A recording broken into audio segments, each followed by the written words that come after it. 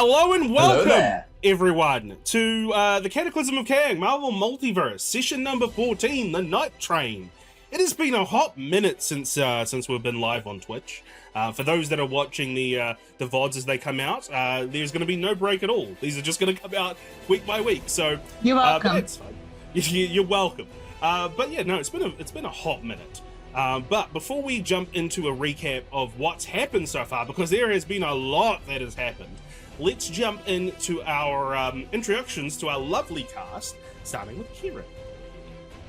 Howdy, I am Kieran, aka KaradanZero. I am playing Mimir, the former student, I guess now, who had an accident and got a bunch of nanobots in their system.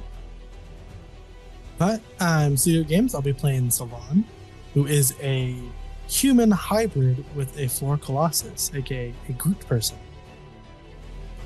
Hello, my name's Aaron. I'm going to be playing Fleet, the now newly possessed Ghostrunner of whatever Earth that we are. I can't remember. Hello, I am Simone, and even though I don't feel like I should introduce myself because Chris said lovely cast, I am playing Meili, or Henri, the sister to our nanobot infested gal over here, Dominique. Also, Yes, you are right, Sim. What I should have said is this lovely cast +1 gremlin.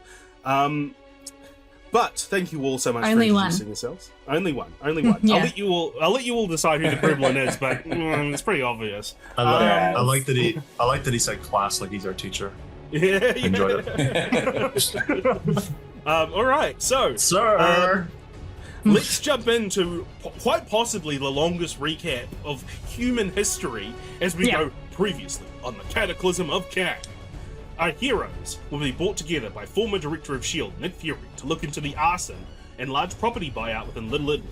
Not only would our heroes discover that the Marja crime family, the Manfredis, were behind this property racket, they also discovered that the Manfredis had been working with Hydra from an alternate reality to open a portal between worlds. The heroes found themselves in the middle of a large portal being opened in Little Italy. Steve Rogers from this alternate Earth would arrive and warn our heroes that Hydra and the Crimson Surfer were coming. Rogers would end up being shot, but our heroes were able to put a stop to the portal and shut it down before the arrival of the Crimson Surfer. A number of weeks later, our heroes would be drawn to Hell's Kitchen, where the Wrecking Crew were living up to their name. Our heroes would stop the Wrecking Crew. Daredevil was also along for the ride, I guess. Upon locking up the Wrecking Crew, our heroes would discover that the Wrecking Crew had been imprisoned in the raft the whole time. This meant that the Wrecking Crew that the heroes had stopped were most likely from another world. Before the heroes could investigate further, Hell's Kitchen was locked down by the Federal Emergency Aid and Response Team. Fear would also live up to their name, as they locked down the area with an iron grip.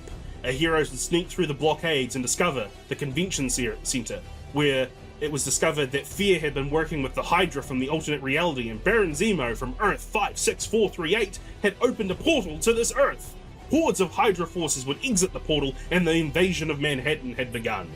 Hydra from Earth 56438 would take over Manhattan. All of New York's heroes were on the front lines. Our heroes would be dispatched by Nick Fury to the Baxter Building, where Hydra were trying to infiltrate. After taking down the Hydra infiltrators, they discovered the Fantastic Four were in the negative zone and befriended Herbie. Herbie had loaned the Fantastic Four to for their next mission, as Hydra had been setting up a monument. They would discover that the mechanical propaganda monuments were being placed around Manhattan. If all were brought online, an impenetrable force field... bless you. Sorry. You are right. This is the longest recap ever. Yep. In all of human history.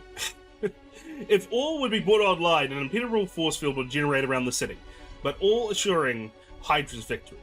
Our group of heroes would regroup with Nick Fury after securing some offline monuments. Fury would devise a plan to attack the heart of the invasion, the convention center in Hell's Kitchen.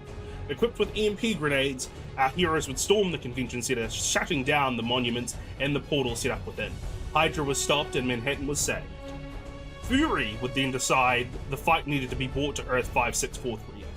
Hydra obviously has other means to access the Earth 616, given the presence of agents such as the Federal Emergency Aid and Response Team. They needed to shut down the means of accessing Earth 616. Fury and his techs had been unable to reactivate the portal to the alternate Hydra Earth, and had tasked the heroes with seeking out the doppelganger Jessica Drew that had been seen across Manhattan. The heroes would track this Jessica Drew down. They'd be given a code to activate the portal and to seek out the resistance of Earth 56438. Our heroes would travel through the portal to this alternate Earth, only to discover that Meili was missing. Nevertheless, our heroes would explore this Hydra-controlled Earth, kept in check by this dark mirror Avengers group called the Supremacy. They would find themselves in the scopes of Hydra's forces and faced with an overwhelming threat. They would be rescued by Stick and Storm from the Resistance. Our heroes would discover that America Chavez had been captured a few weeks beforehand. Hydra had been using Chavez to power their multiversal portal. Oh god. This is not a good recap to read when you got a crook throat. Alright, sorry, just give me a second. No, take your time. Yeah, Take Into your the time. frog's pockets.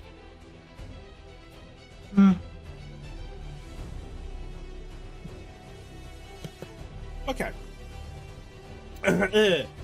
Heroes would discover that American Chavez had been captured a few weeks beforehand. Hydra had been using Chavez to power their multiversal mother portal.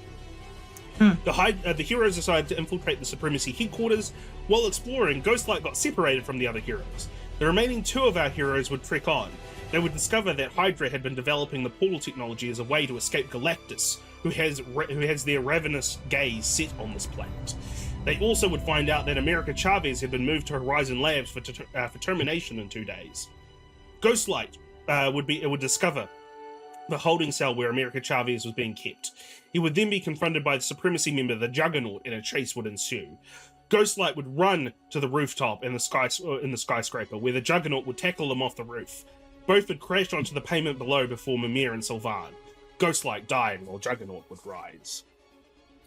Meanwhile, Meili would find herself lost in the multiverse, finding the enchanted otherworld, a nexus between realities. She would find the Crooked Market and the market's proprietor, Mad Jim Jaspers. Mad Jim Jaspers would offer transport to Meili back to her friends, but beforehand sent her on a quest across the land. From there, she would meet a baby-turned-dragon, Shogo, and his mother, Jubilee. With the quest completed, Mad Jim Jaspers would open a portal to Earth 56438, not before giving Meili a calling card to call on him. Ghostlight, on the other hand, was fighting for his very soul. He would find himself in some demonic realm with a red demon claiming he was in hell. The demon would offer Ghostlight a second chance at life for the price of a few collected souls from the mortal plane. Seeing a projection of his friends struggling against Hydra, against the Supremacy, Ghostlight would take the devil's deal. Thus, Ghostrunner was born. In a blaze of hellfire, Ghostrunner would emerge on the scene and all heroes were back together again. After escaping the Supremacy headquarters, our heroes would have to face with what became of their friend.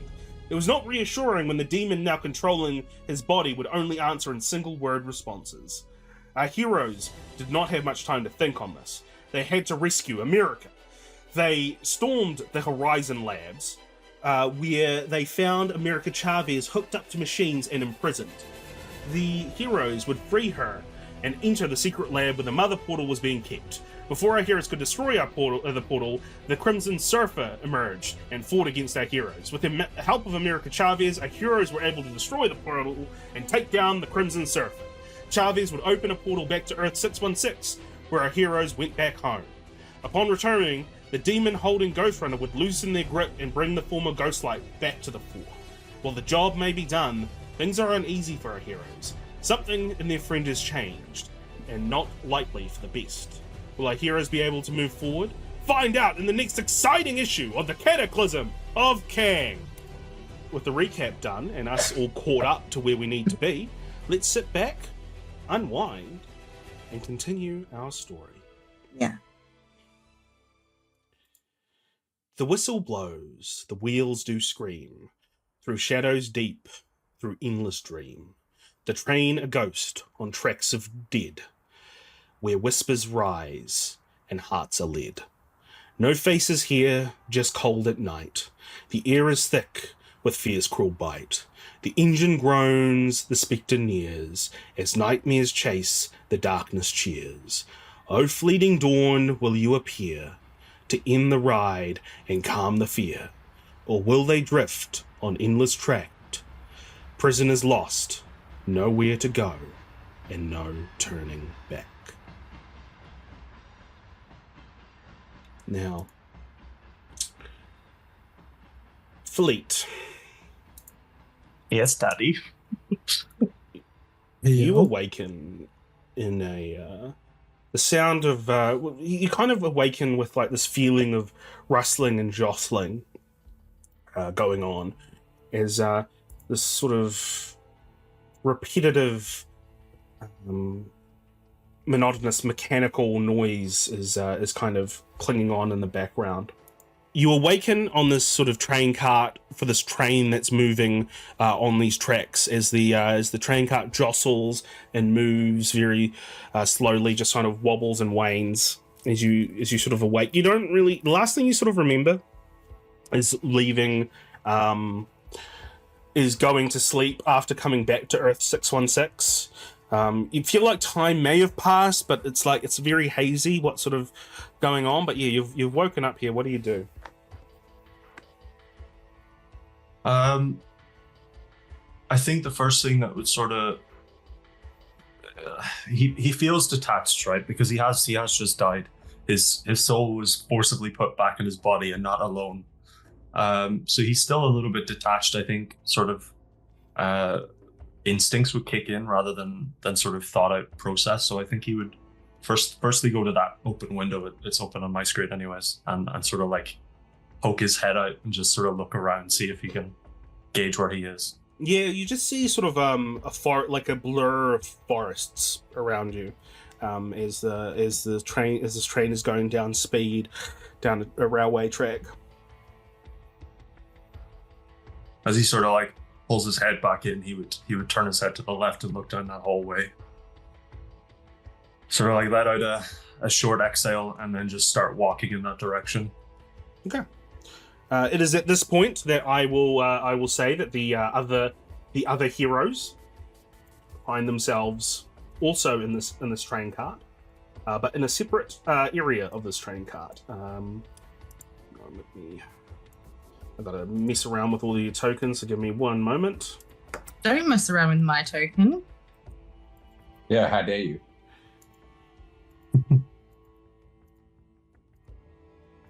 Consent, Chris. Consent. And then give you vision. Oh, you've got vision. Cool.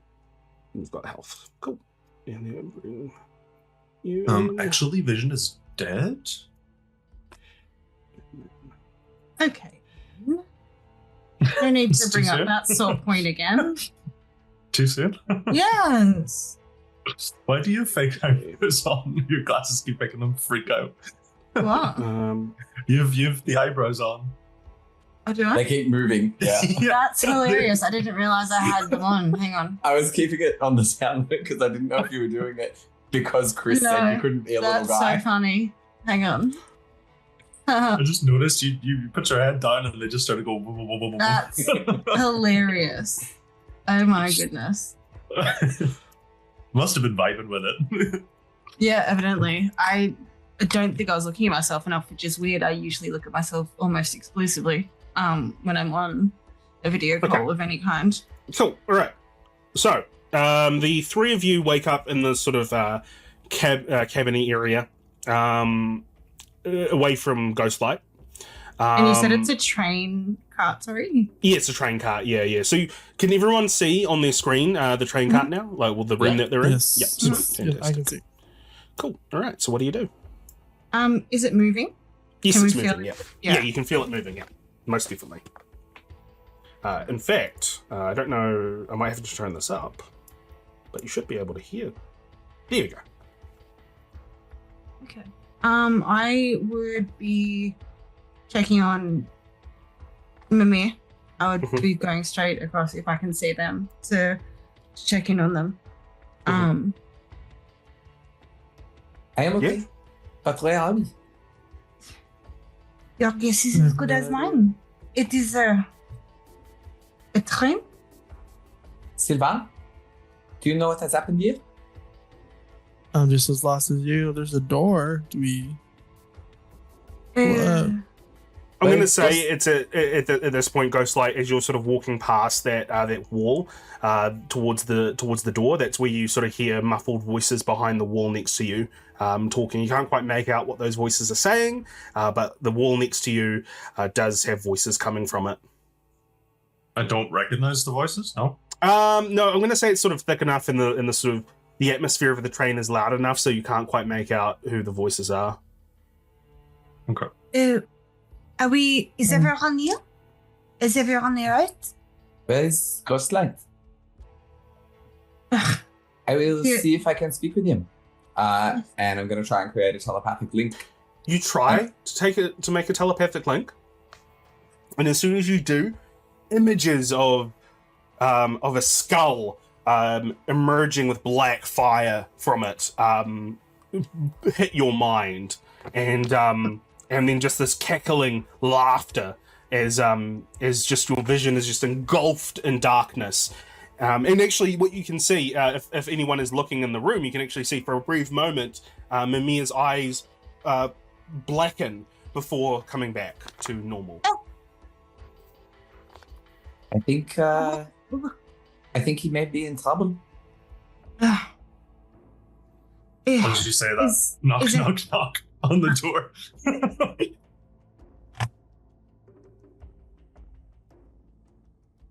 I don't respond to the voice. I would lower to the knocks. I would lower my voice even further and kind of look between Sylvan and Mimir and be like, "Is anyone got any?" And she's whispering this kind of thing. Is anyone hurt? Like, is there anyone wish? Is everyone okay? Should we open the door? Yes. I'll try to morph my hand. Can I morph my hand into my form? Yeah, it takes a lot more effort to do it though. But you managed to do it. So I go to morph my hand, and normally it's almost an instant just growth. At this time, it's a much slower, brockier, imprecise shape. So instead of being a perfect wooden hand, it's just a little bit you see there's more green. There's the vines and stuff growing. Yeah. Yeah, it's more viney instead of full on bark. Are you having issues with your performance? This never happens. This never happens. I'm sure it happens to all of them. Knocks again. I guess should we answer? What other doors do we have? I open the door. Yeah, I feel like we open the door at the same time. We're resisting each other, and the door's open. It's come on. Okay. You're both pulling the door. Yeah. Oh. Yeah, okay. I tried to contact you just a moment ago, and it does not look to be in trouble. But also he did have the did he not? The face is scousing. Is he back to normal? Yeah, he's normal. Yeah. Yeah. So, but we knew when it was when he was Ghost Rider that it was Ghostlight that was Fleet, right? Yeah. So Meili would be very wary of him after that. Even though he's come back, she would still be very, very wary. Is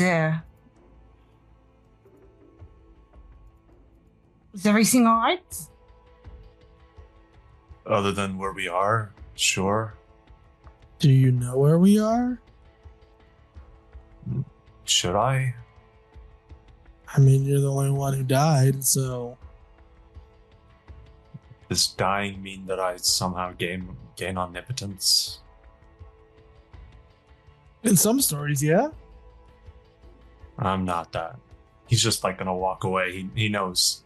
It's only been a short while since he come back, but he knows there's tension between them, so he's just gonna walk back to where he was then all. I guess we'll follow him. Apparently, Any other option? your destos in this instance turns you into a Salpus.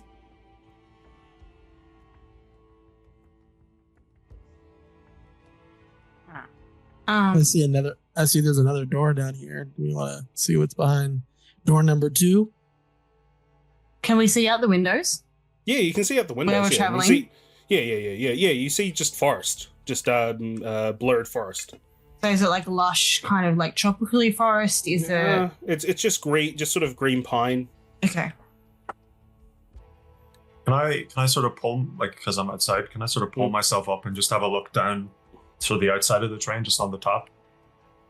Yeah, like over the top of the train. Yeah, just have a look down it. See if I can see an end to it, you know? Like it's not an infinite You train can't see an end to it. It just keeps on going and going and going until eventually it just disappears behind this sort of layer of fog. You know, come back down and just sort of stay out here until I decide to come. Yeah. So So Sylvan, you open the other door.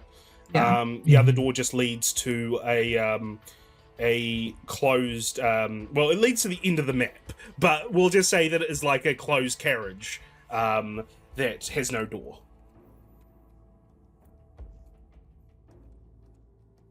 So we cannot go that way.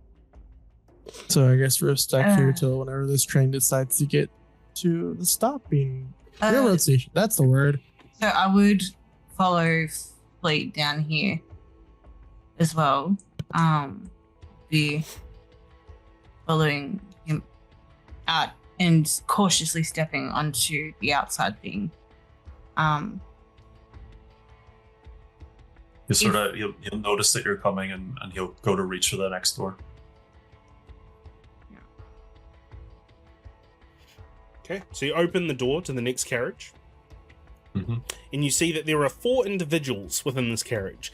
There's a sort of elderly black man who is kind of pacing back and forth in the middle. There's a guy to the right of him who's just kind of looking out in the distance, a youngish-looking guy. Then there's another guy who's got his eyes closed with his arms behind his back and his feet on the carriage across from him. And finally, at the end of the carriage is a woman who is got an easel in front of her as she is painting something. None of them seem to acknowledge you too much as you open the door. Yeah, I would follow across. I'm gonna immediately, presuming that thing on my right is a bar, go for some sort of drink. Yeah. Sorry. Yeah. So that's what Fleet's doing. What's everyone else doing as you sort of enter this this carriage, this area? I'm gonna try to talk to the guy closest to us. Okay. Dominique is kind of hovering just behind. Only. Yep. I'm just like watching, keeping an eye on everyone, making sure no one makes any like sudden drastic movements, sort of a thing. Mm-hmm. You're right here. More so bodyguard. Yeah. So what do you say? So we'll cover this interaction with Meili and this elderly gentleman first. So what do you say to this elderly gentleman as you approach him? Salut. How it? Oh. Do you know? This ain't up to code. None of this is up to code. He starts to like. Which? Oh, this isn't even connected. Ugh. Is. Sir? Yeah, what do you want? What do you want? What is it you are assessing this for? Is it the time that is not up to standard? You figured that out all on your own? Okay. So you are not a people person, huh? Whatever gave you that idea, huh? It was actually your brusque nature and lack of manners. Well, I got a job to do here, unlike certain people, other people around here. So, how about you stop distracting me and I start getting to business, huh? And evidently your job is not having any kind of friends. Is there anyone who is perhaps better suited to human interaction? The big, you don't even know anything about trains and stuff. And he just kind of ignores you and grumbles to himself as he messes around with some mechanicals. I would turn to Dominique and be like, he got a train kind of autism. And then I will continue on.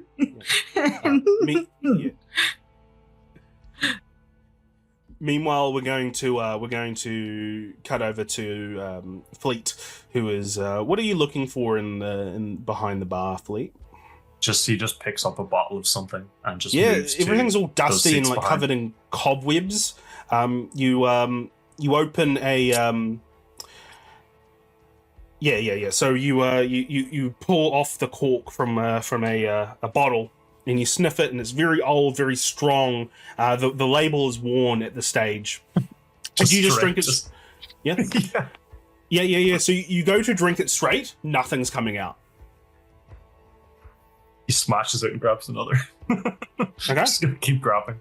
Just whilst they're having a chat. That's okay. We'll cut over to the others, and suddenly you hear a loud crash as Fleet is just. He's just making a mess of this place, just grabbing drinks, trying to drink it, throwing back, grabbing another drink, trying to throw it. Do any of you do anything, or do you just kind of ignore this situation? That is not going to help the code, being up to code on the train. She's not going to intervene, though. She's going to continue on her bailout to talk to just anyone else. Sorry, who are you talking to? Just in general, she's just talking, like she's just making the comment, that it's not going to bring the train up to code with him smashing everything. And trying to sort of get the old man to. The old man doesn't seem to really be bothered by that. He seems to be in his own little world, messing with cogs and moving cogs out of the machine and putting different cogs in, seeing if they work. He's got like a little. Sorry, I forgot to mention. He's got one of those little carpet bag things. Where he like reaches in and he grabs like old cogs and like swaps them all around and but yes, so nobody seems to really respond to you when you say that though. What else do the three of you do while Ghostlight is throwing things around and having a bit of a moment?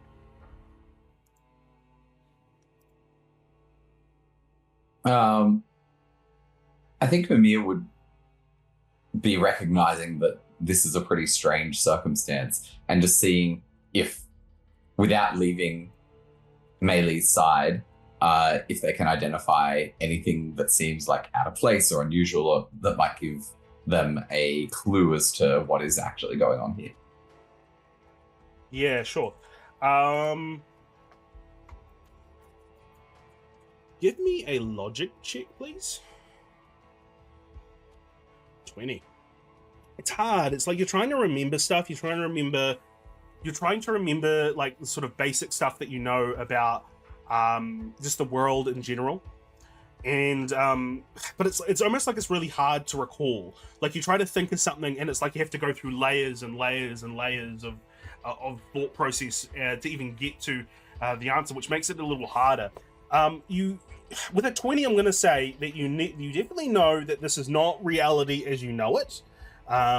Something fucky is going on here, but as to the extent of what fucky is going on here, that is something that you can't quite work out. But then again, everything sort of makes sense in a way. It's weird. It's a weird sort of feeling that you have at the moment. Okay. When we're outside, could we feel like the wind between cars? Like, yeah. Yeah, cool. Just checking if like the environment outside was, as we would have expected it, jumping between things on a train, like. Yeah, everything seems like from a physics point of view, everything seems like it's working like it should. Okay. Do you have anything you want to do, Pat? Who are you asking? Patrick? Can I do like a threat assessment? Can I like look at the people here and see if any of them seem to be like power level wise by looking at them? Is there a way Yeah. for me to do like a check for that? Vigilance, just to sort Yeah. of see what we've. You what we've need a little scanner thing. It'll give you a number. Over Just hope that it's not 9,000! over 9,000. Vigilance. Okay, there we go. You two, behave yourselves. With the 15, you don't sense anything like threatening from any of them. They all seem to be set in their own world. They all seem to be like away with their own, doing their own thing. They're not like, they don't seem to be paying any attention to you, but there's definitely an off feeling about them, but you don't think that it's a malicious off feeling. Can I go up to this one right here Yeah, sure. and look at him and go, how long have you been here? On the train. He's just this guy. He looks to be about 17 or so. He's like a wiry, pale teenager with sort of unkempt, dark brown hair that falls loose and waves over their faces. They're wearing a hoodie and sneakers, and they just sort of look with this blank expression forward, and they just say, sorry, what was your question? What did you say? How long have they been on the train? I don't remember how I got here, but I think I'm supposed to make sense of something. I don't know, maybe there's a choice that I need to make, or that I made, and that's why I'm here. I don't know. You're not from here either, are you? No. Oh, it's strange, isn't it? Everything feels like it's slipping away. Like I'm not sure what's real anymore, but I think I'm meant to be here.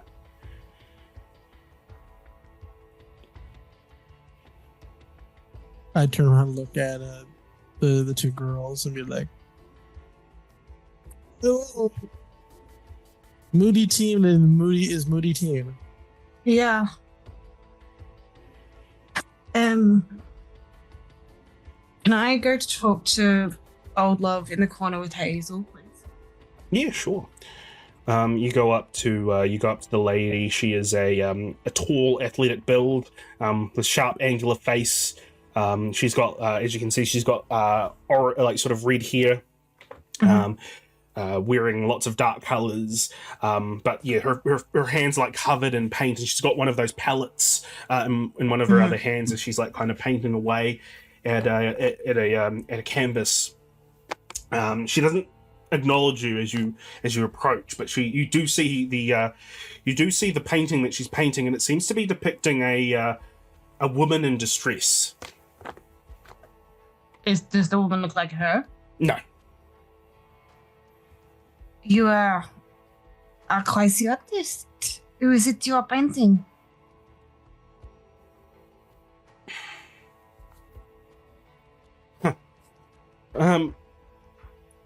It's well, it's my I suppose you could call it my muse in a way, as she just sort of continues painting.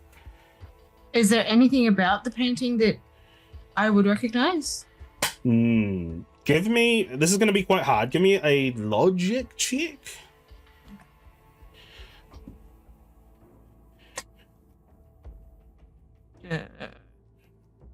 Yeah, no, that's not good for me. But anyway. Yeah, no, doesn't seem to depict much. But the woman does seem to be in suffering. Seems to be in quite a lot of distress. In the painting. Yeah. Yeah. Cool. Can we at the next door? Can you hear if there's another cart outside? Like, I'm just a little bit hesitant to keep going, but I think that's probably going to be the way that we need to go. What do you guys think? I mean, it's Yes. a linear train, Yeah. so I think we just have to keep going on. Only way forward is through. Can you get the fast boy, please? She would be asking Sylvan this. Do I have to? Someone needs to, and he's currently indisposed. It should not be hard to him. He like kind of shrugs and goes, all right. Walks over to him and just kind of looks him up and down. Give him a little, come on. Yeah, once again, Ghostlight, you've been trying to drink from any of these bottles, but none of them seem to be. I was gonna say at that point he would have after like the first few bottles he would have given up and just sort of sat down on the stools behind him and just sort of like that, just sitting. So he's not really doing much when you come over to him. He won't even look up to look at you, but he'll eventually follow. Okay. All right. So you open the door, and once again you're greeted to a conjoining area to another carriage. There you go. Open the door, and then there's another door straight away. So assuming you go through that door. Yeah. You go through that door and you are greeted by the sight of a number of masked people in balaclavas running away from something as they bump into you. They bump directly into who'll be at the front? Who'll be at the front? I'm guessing Meili. Me. Yeah. So one of the there's about three of them, masked sort of masked bandits bump into you and they go, "Oh, get out of my way! They're gonna get us! It's gonna get us!" What is going to get you? They got my friends! They got my friends! As he points back, you can actually see you see one of the other bandits sort of walk forward, run forward before they're engulfed in shadow and disappear behind some shadows. And as the guy sort of looks at you, he's like, "Please help me! Please!" Yeah, sorry. Is he knocked out or unconscious? What one? The guy screaming. No, well, he's not unconscious because he's screaming. Oh, I thought okay. The way you ended it, it sounded like at the end he died or something. Oh, right, yeah, sorry, the other guy. Yeah. No, The other guy just disappeared. There was another guy that got engulfed in shadows and just disappeared. Oh, okay. He disappeared, okay. Yeah. And then you also see there was a third guy as well, but he's gone. So there's just the one guy left. I just see straight down the tunnel because I'm not through the door yet. Yeah. I only saw the one guy.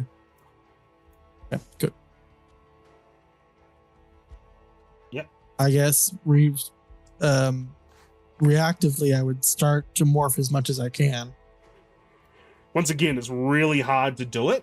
It's really hard to force your muscles to turn into bark. And in fact, when Sylvan transforms, he transforms into this sort of weird, ethereal, floaty sort of bark creature. Not like what you normally look like. Okay.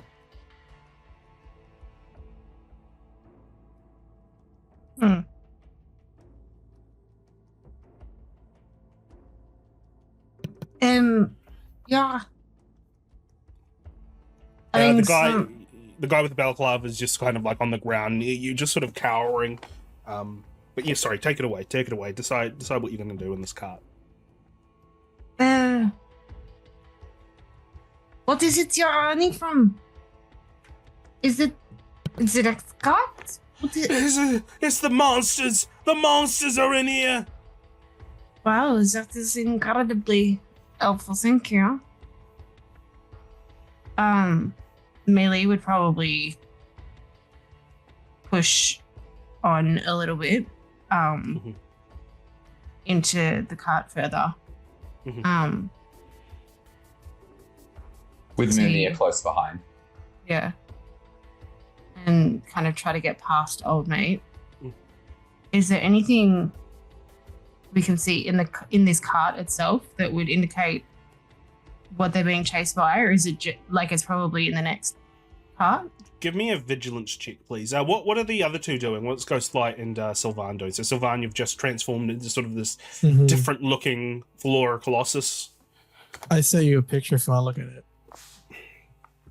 Of something that maybe it's what you're going for?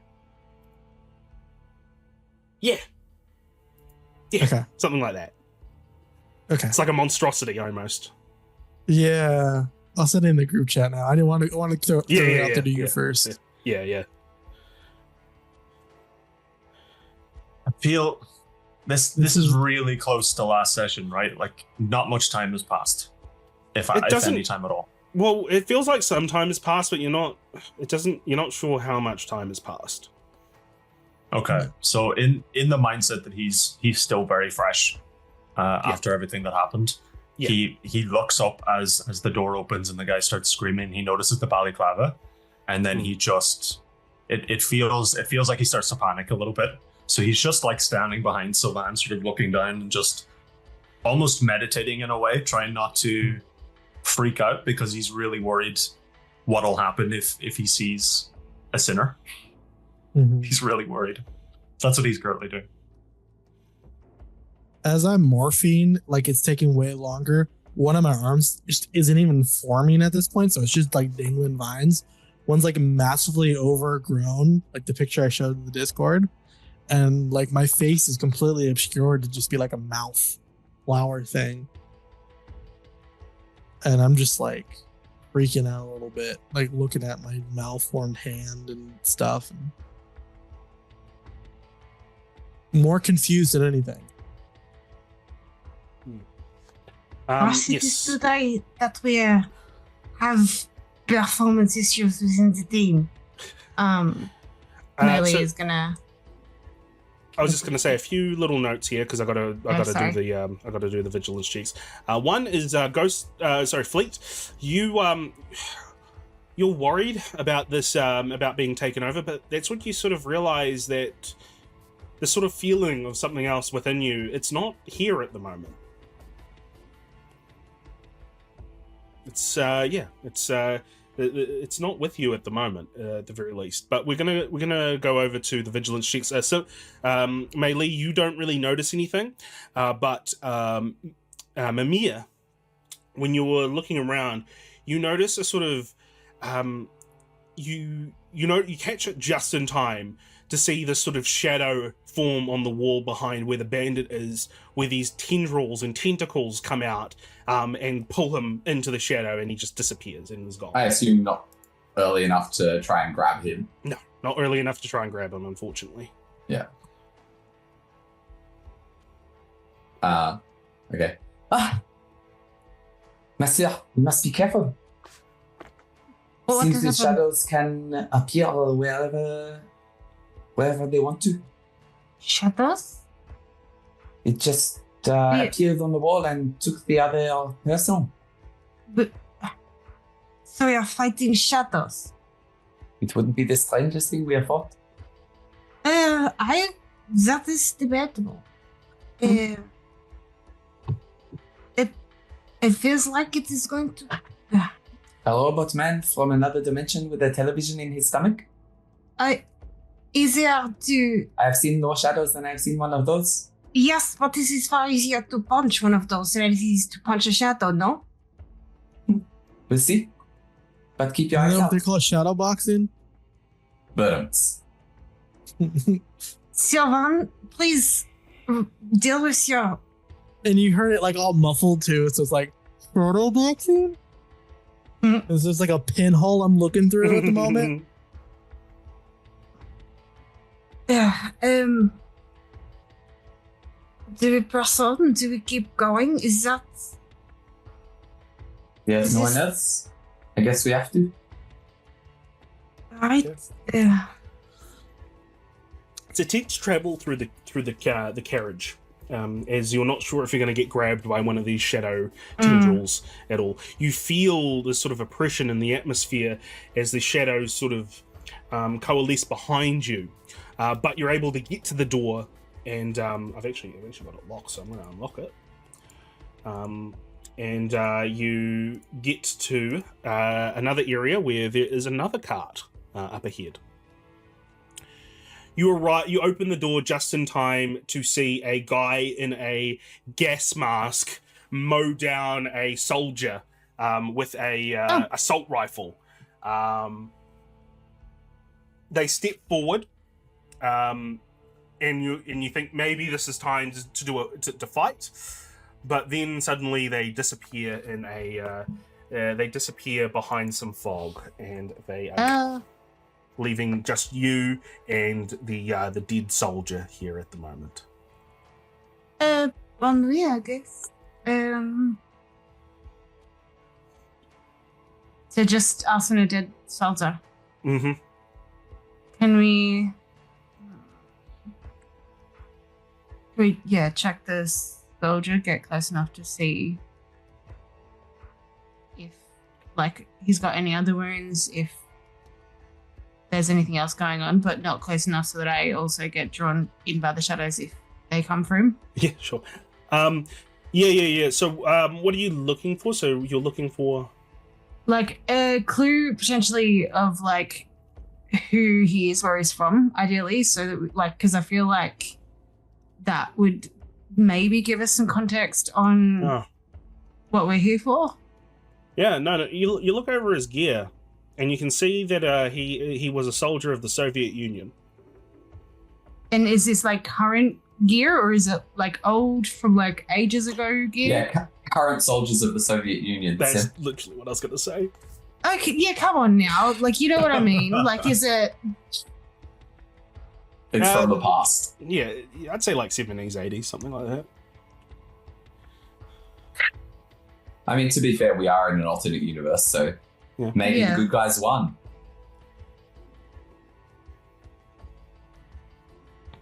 Alright.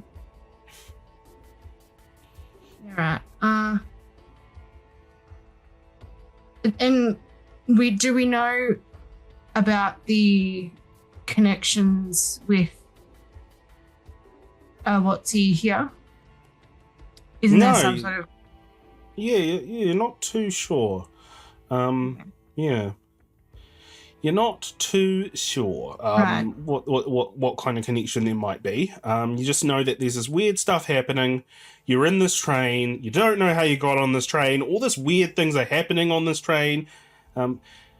Yeah, pretty much what you're feeling right now in terms of what you've seen. Yeah. Yeah, cool. Can I open How fast is the train going? Sorry. Yeah, it's going normal train speed. Don't make me look up how fast trains go. I jump. Can I attempt to jump off it? Yeah, sure. Okay. I just want yeah, so you try to jump off the train. You go into you jump off into sort of the bushed area. And that is where you then wake up once again at the front of the train. Good to know. Would any of us have seen him? Yeah, well, I'm going to say with train? the super speed, what would have happened is he would have appeared back at the other end of the train and then just super speeded back before anyone else made that foolish mistake of jumping off the train. Before they even noticed that I was gone. It wasn't foolish mistake, it was experimentation. Just like experimenting by phasing through that Hydra tank. Anyway. Yes, exactly. It's good to know that that's a bad idea. Yeah. Science.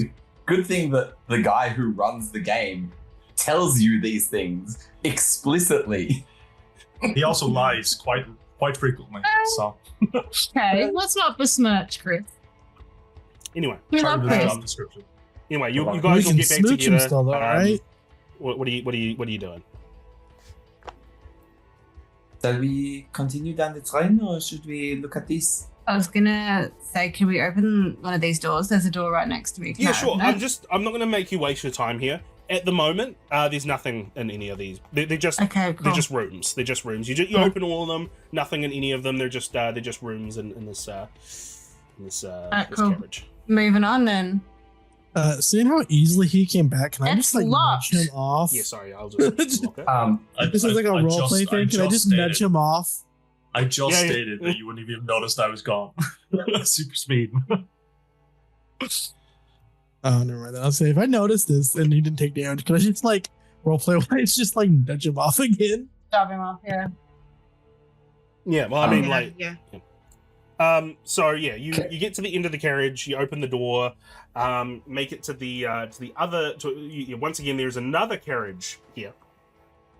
The door should be unlocked now, so you can open it. I will say I picked up the soldier's copy of the Communist Manifesto. Yeah, sure. Cool. Actually, when you look at it, Yeah? you can't read it. Weird. Huh. Marcel, look at this. What is this for,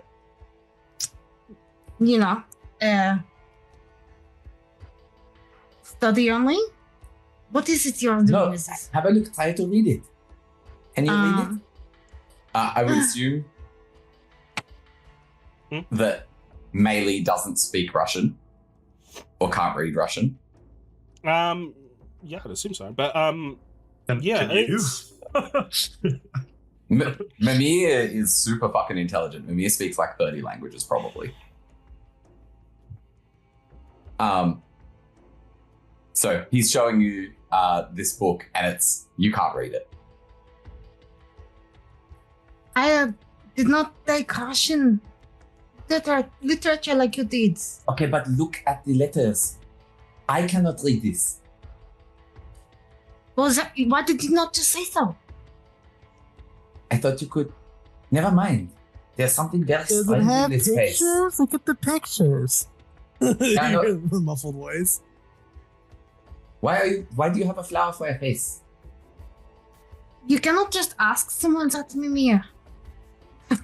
But they don't normally. You cannot just ask someone why they have a flower for a face. It is considered rude, maybe. I You don't also know. see like there's like little teeth lining the hole that I'm speaking out of. Is that a Venus flutter? There's something very wrong here. You We should don't. keep going. You don't say. Yes, we should keep going. No, she did say. Yeah, let's keep on keeping We on. keep going. Okay, cool. Yeah. Keep on going. You enter into another cart. It leads into sort of a corridor with windows. As you can see, there are multiple doors in this cart. Feel free to investigate and have a look around and discuss amongst yourselves as much as you want. So yeah, Mimir, you open up that room. You can see that it is a broken bedroom. There is, it looks like it's seen better days as you go in there. And there's a bathroom in that attached to that bedroom. Once again, looks like it has seen better days. But otherwise, there doesn't seem to be anything else within this room. I'm certain the gentleman from the earlier car would find this bedroom is not up to code.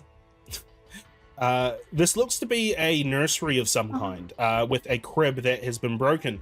As you open that door, Meili, the door is busted through as the Juggernaut enters the fray, and everyone is going to have to roll initiative, please. Not this guy again.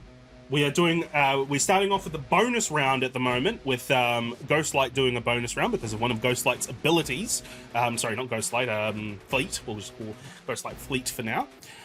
So Fleet, what are you doing for your bonus round? As you hear a crash in one of the rooms, you don't quite see the Juggernaut yet, but there is a crash in one of the rooms that Meili has gone in. Fuck me, I forget everything. I'm gonna just super speed past Big Tree Man. And I guess I'll see him at that point. Yeah. And I'll be like, oh no. This is gonna be a repeat of last time. For those that don't know, Juggernaut killed Fleet last time. So anyway. Round two. Oh, Fight. I think his first instinct would just be to move Meili out of the way before this guy charges into her and murders her. No, I'm big and strong. Leave me in the way. I'm far spongier than you. She would fight him on it. Okay. So that's going to be an opposed melee check between the two of you if you're wanting to fight between getting pulled out of the way. Unless if Fleet does feel that there is resistance, that Fleet will stop. I wasn't gonna contest. I was just going to be. It was a out of character question. If she was going to rely it, that would be fine. If not, he's just going to stay next to her and keep all of his actions and reactions for later. Yeah. So what I'm going to say is it's pretty much how I described it. Where you ran up, you saw Juggernaut, you're like, oh shit. You try to get Meili out of the way. Meili resists a little bit, and you decide, okay, all right, you've got this. I'll help you out if it's needed. Now we go into normal turn order. Mimir, you just saw Fleet disappear in front of you in super speed into that room. You heard a crash in that room where Mimir, your sister, has just Meili, your sister, has just gone in. Meili would just be like, whoops. You would hear it crash and Meili go, oops. So what do you do, Mimir? Ma sœur, tu vas bien? And No. they hear that little bit of hesitation and is enough for them to know. If I come up to I'm here, not good. I can kind of see the Juggernaut through there. Yeah. Is this version of the Juggernaut still wearing the helmet? Yeah, he's still wearing the helmet. Gross. You can try to use your ability still to see if maybe it's an older version of the helmet or I'm gonna try and do a telekinetic grab. Okay, cool. You don't need to telepathic link for that, right? No, this is telekinetic, not telepathic. Yep. Yeah. All right, so just roll what you need to roll, and I think is it against their resilience, I believe? It is Melee defense. Melee defense. Oh, melee defense. Cool. All right, roll Yes. to It's see a if crush, you're able to resilience. grab Juggernaut telekinetically. 17 is just enough as you grab the Juggernaut in your telekinetic grasp. I assume you're going to use a reaction to do the telekinetic crush. I am not. I am going Okay. to use my reaction to. What should I do? My reaction. One moment. No, that You requires should. a standard action. Should slay the house down with your reaction. I will boots with my reaction. Wig. Yeah. Okay. I will actually end up with a telekinetic crush. Let's do some damage. Okay. Cool. All right. So, let me just double check Juggernaut's thing. Can you just, for the sake of it, put crush in the chat as well? There we go. This one's against resilience defense.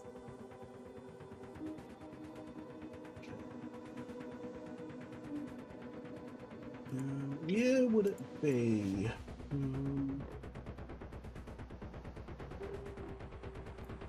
Is that it? What's the I can't find it on the character sheet, but Patrick, can you tell me what the damage thing for Juggernaut is? Is it 30 or 50? For like- his reduction? Well, no, for his if anything is below this, then it doesn't do anything because I can't find it on the sheet anywhere, and I can't be bothered going through the book. I want to say it's 30. Yeah, that's But what I can think double too. check real quick. I think it should be 2. I think we make an executive decision. I can tell you real quick. Let me look. And I can't actually. Yeah, I should probably look it up because I can't actually remember if it bleeds over or not. 30. Okay, so 30. And also, is it a iconic case weapon, of Crimson. I have them all up already. I can tell you right now. Iconic weapon, Crimson Gem of Sidorak. Any attacks in which deal less than 30 points of damage to the user are instantly negated. So if you don't break 30, Yeah. it's ignored. Cool. All right. But if you do break 30, it takes all of the damage. Yeah, cool. other than damage reduction. Yeah. You do damage reduction, and Yeah. then if it's less than 30. Yeah. If he has It's even ignored. one damage reduction, which he definitely does. then It's damage reduction it'll do 4. less. He has Yeah, damage reduction 4. So But it yeah, does you nothing. try to telekinetically crush the Juggernaut, but he just buffets it away and takes no damage at all. Anything else you want to do on your turn, Mimir? Nope. Okay. I'm good. It is now Ghostlight's turn. Ghostlight, it is your turn in the initiative order. What are you doing? Again, I'm just going to be keeping my reactions and my actions. I'm going to be turning my one action into a third reaction and just Yeah, leaving it at that. Okay, cool. It is now Juggernaut's turn. Now, Juggernaut, what can Juggernaut do?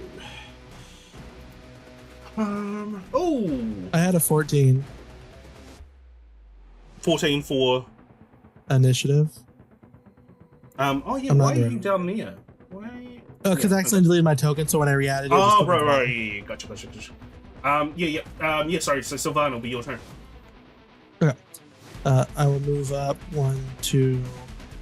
Can I move through allies? Yeah, that's Is that fine. a thing? And enemies? Yeah, Can I get behind Juggernaut? I think he's next to a wall, so like you can't. There's Isn't there a a door door right behind there? you. Yeah, I mean, well, like actually, behind the door. yeah, you can get through to the bathroom that he came out of. Then that's where I'm going. He's just I going, just- just let me scooch past, please. Just let me scooch I'm just past like- you. Very clumsily, just like. Ugh. And as I pass him, I'm gonna try to hit him. Yeah. Go for it. See if you hit him.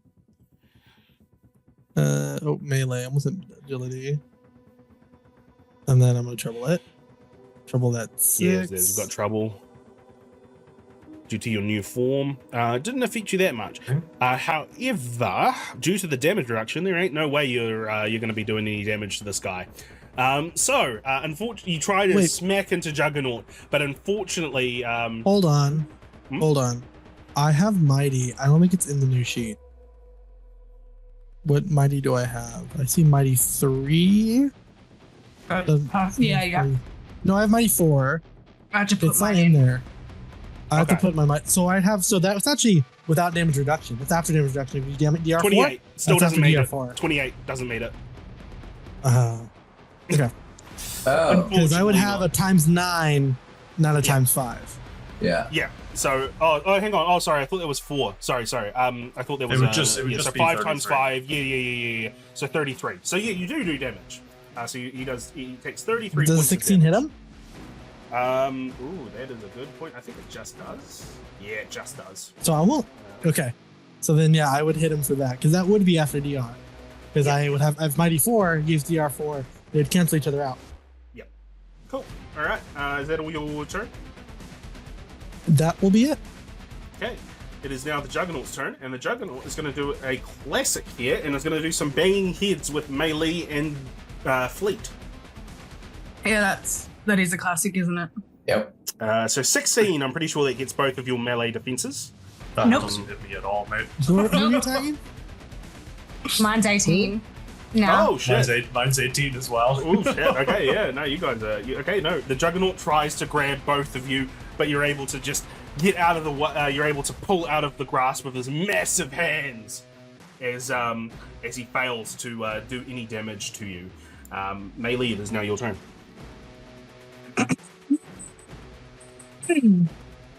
Alright. So let's go ahead and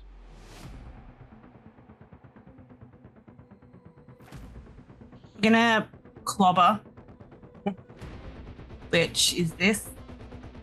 Okay. Close attack. Remember that you get. And I get edge. What am I gonna do? I can give you second edge if you want. I've got reactions. Do it. Yeah, I'm just wondering whether to push the marble or to try for one of the other ones. There's a 17 hit. I don't. suppose I'm 17 not does allowed hit, to say yeah. that. 17 does hit. Oh, right. And you do a decent amount of damage. You do hit But him. yeah. Oh, that's right. So 33 do you want points one? of damage. I can give her a 33. second edge. That's all right. I think, yeah. I mean, 33 points of damage isn't too bad. We'll As take you, it for now.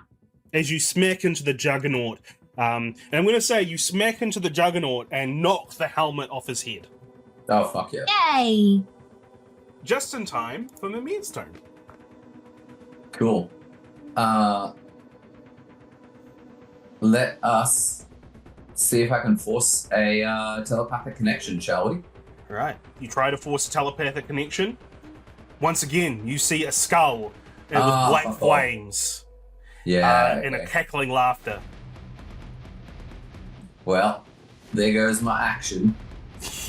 I'll be Okay. nice. I'll be nice and say that. Let's just. I'll take off a reaction just because. It doesn't matter because I'm going to use either my action or my reaction to go for another crush. Okay. Cool. Yeah, no, that's fine. See if I can roll well enough. Nah, apparently fucking not. No. 18. 18 is not enough to hit. Oh, sorry, 15 isn't enough to hit, but even the damage, 18 is not enough to break through his innate crimson. What was it called? The Gem of Sidorak? Yeah. Gem of Sidorak. But where is the gem? It's in his body. It's In his body, it's not on his I thought it was in his helmet. No, I don't believe it's in his helmet. I believe it's like embedded with his very person. Like it's like embedded in his being, I believe. So I couldn't hypothetically try and telekinetic manipulation and grab it. No, I don't think so. Because it's like it's mystically grafted. We need to like cut him open and like mid-surgery do that. It's mystically grafted to him, so it's like Okay. Yeah. Okay, All right. Cool. Yeah, so unfortunately, you try to crush him once again with your telekinesis, but you're not able to. Ghostlight, it is your turn. It's in his head. I can't do any damage to him, so I'm just going to be playing support. Same as last turn, keeping my reactions to save people from damage should they be damaged. Okay. Yeah, boy. Sylvan, it is your turn. Okay. I'm gonna go ahead and just like take what is almost like a battering ram and just try to hit him right in the head. Yeah. Go for it. So Let's I'm see. not gonna do the damage multiplier on there just to save us time. So I'll just keep it as it is. Yeah. So that way we'll just keep the roll as is after DR. Save us a little bit of math later. With this fight. Yeah. We'll fix it afterward. Fantastic. Fantastic. All right, let's see. So we don't even bother about the damage reduction. So that does hit. So it's going to be double that. What's double 38? Somebody real quick who can do that really quick in the head? Map boy. Huh? 76. 76. Juggernaut takes 76 damage from this Is he still up? whack from Sylvan, the Flora Colossus, the mutated Flora Colossus within the area. Damn, Okay, that's a let's lot not of make damage. fun of. Let's not make fun of his mutation. It happens to everyone. It is now the Juggernaut's turn, and the Juggernaut ain't happy about you just screwing him up. So he's gonna do banging heads again, and he's gonna do it to both Meili and Sylvan.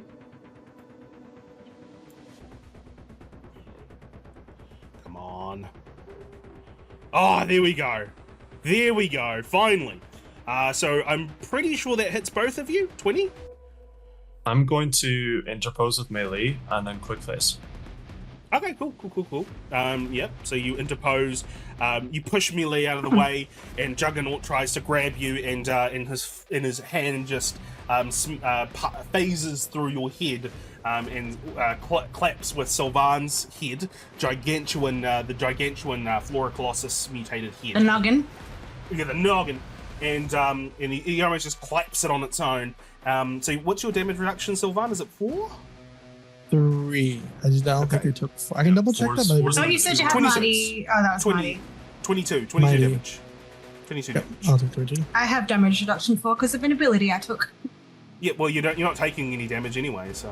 I know, but I managed to get 4 because I have 3 and then an ability that gives me. How much damage did you say that was, Chris? Because it's 32. Yeah, that's what I said, right? 20. 5 times 5 is 25 plus 7. It's 32. Oh, 32. 32. Yeah, sure. 32. All right. Meili, it is your turn. Sure is. I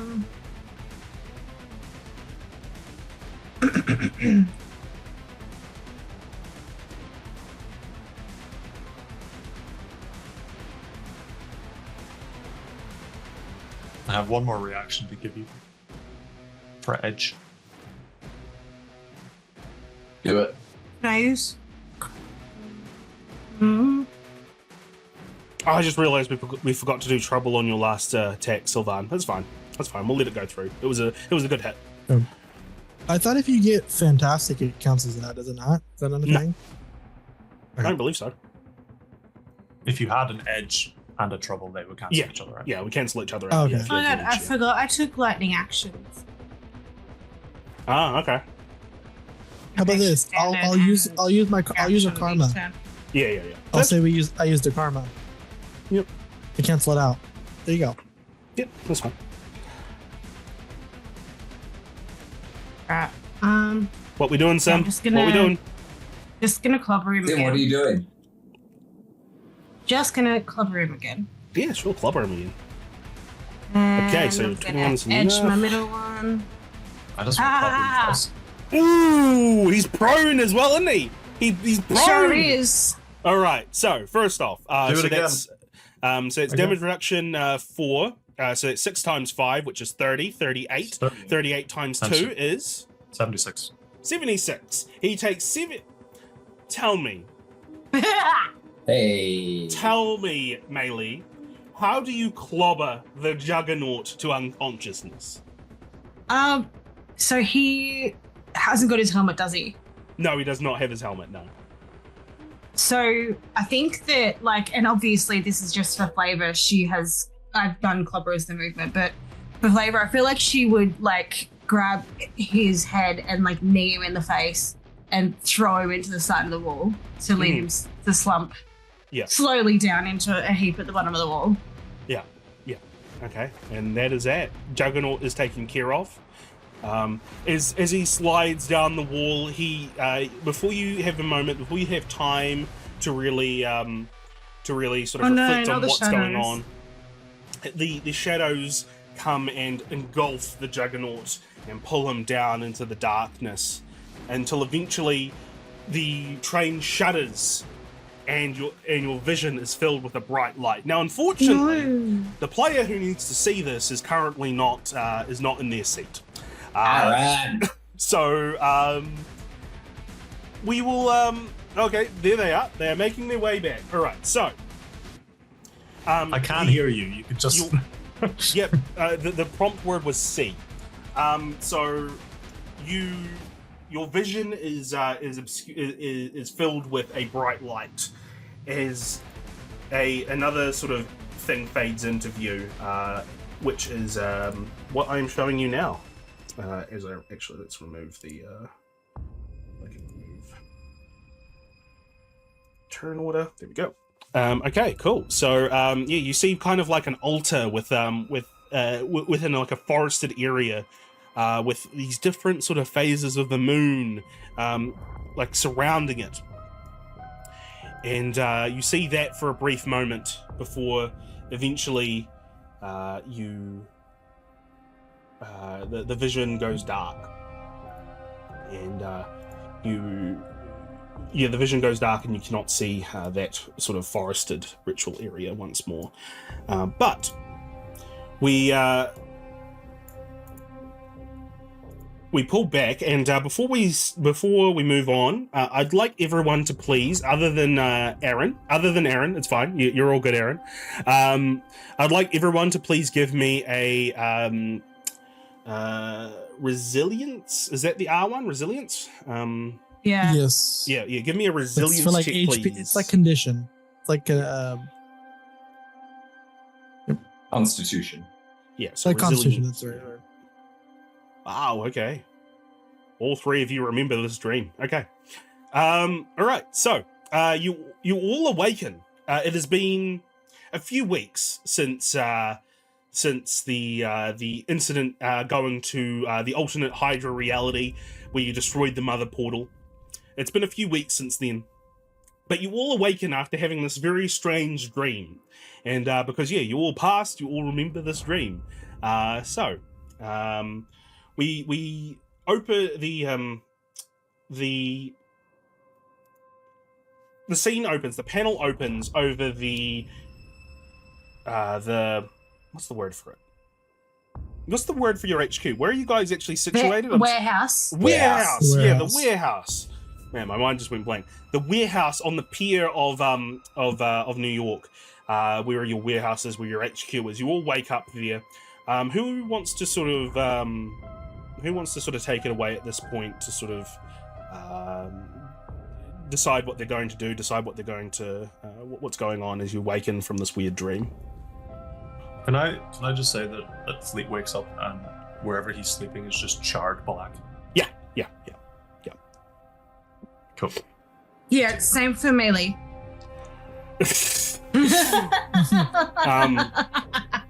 Mia. Yeah. Meili would not necessarily have assumed that this is anything out of the ordinary. It's just a bad dream. Like it's, it's happened, but it is what it is. So she kind of get up and probably look a little more worse for wear than normal, but otherwise just be going about her day normally.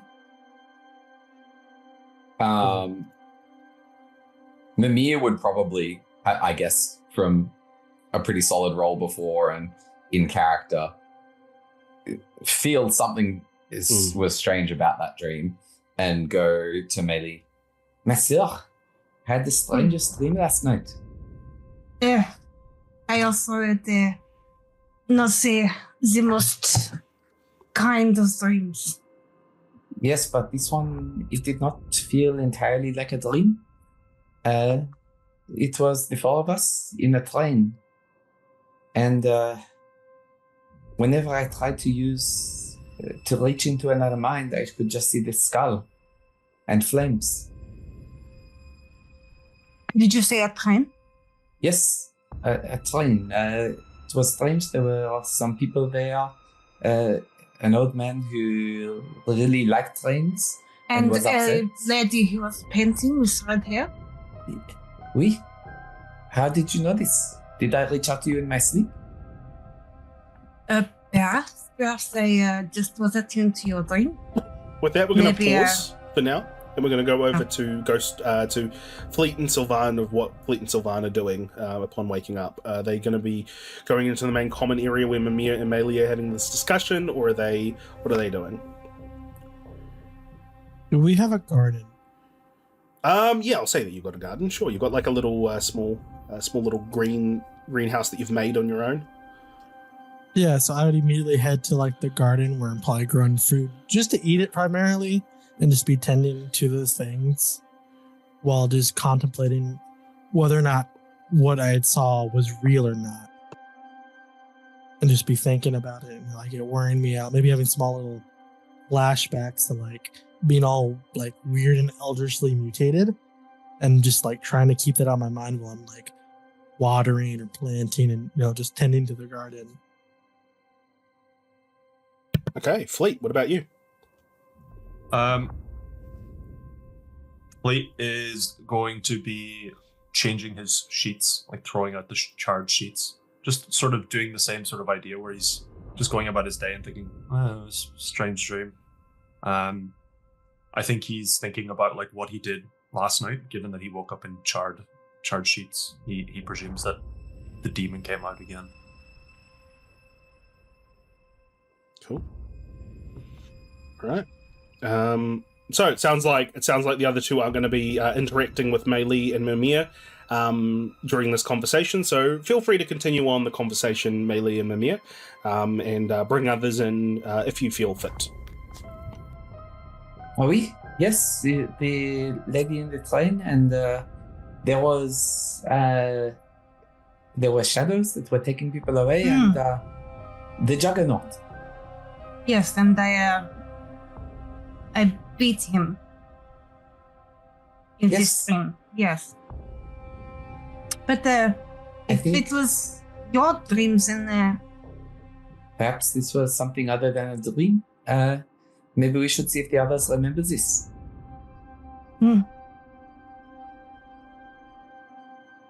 Just like Sylvan.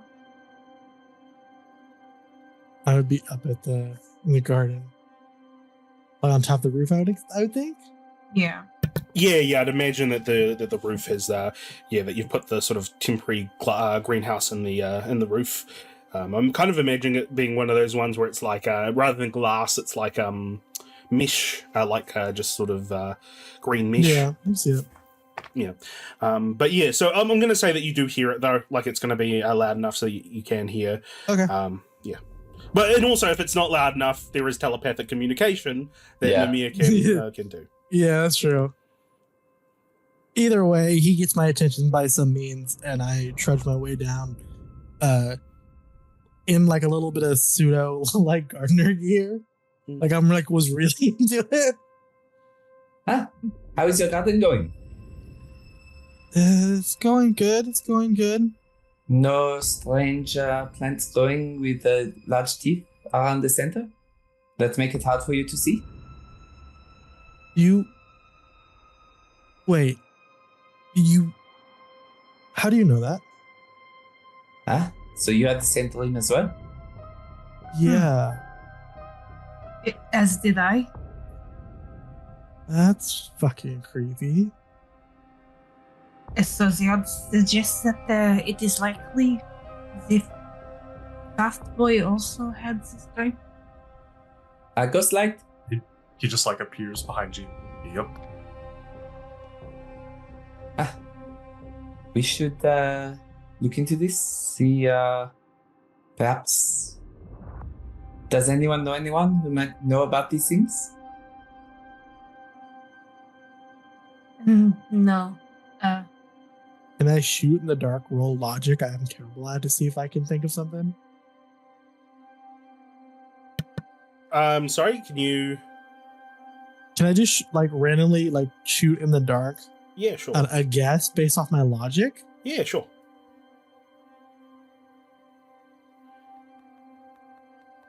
A 14. Yeah, I mean, the thing is, it's probably something magic-y, which would mean that somebody like a Doctor Strange would be the person to go to. However, how to contact someone like that, you're not too sure. No, I don't think I know him. I maybe have heard of him, but that's about it. Yeah. I think Maybe.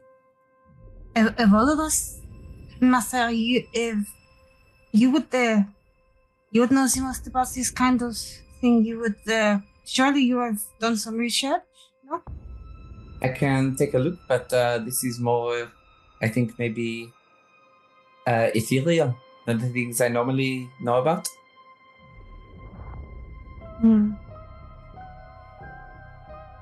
Perhaps we should reach out to Monsieur Fury. He can, if he does not know, he can get us in touch with someone who does.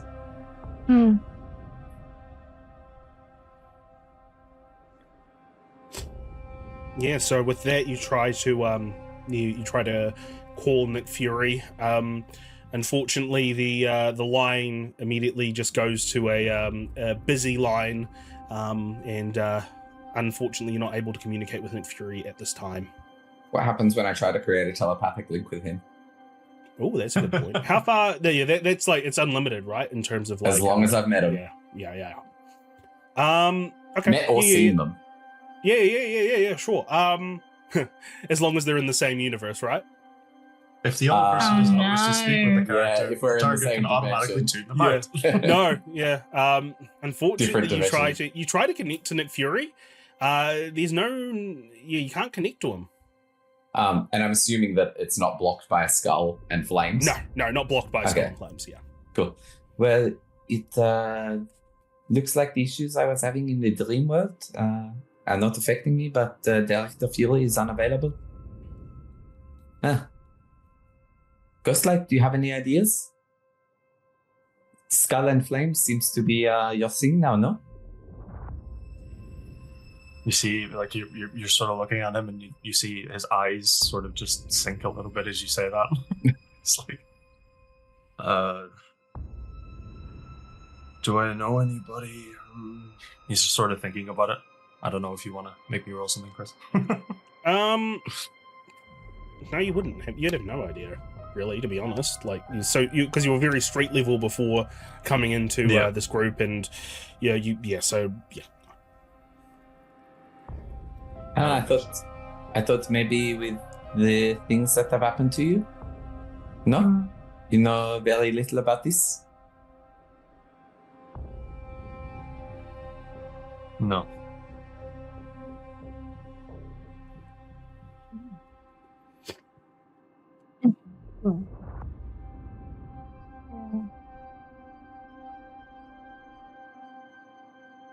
Did you try to speak to Professor Monsieur Fury with your telepathy?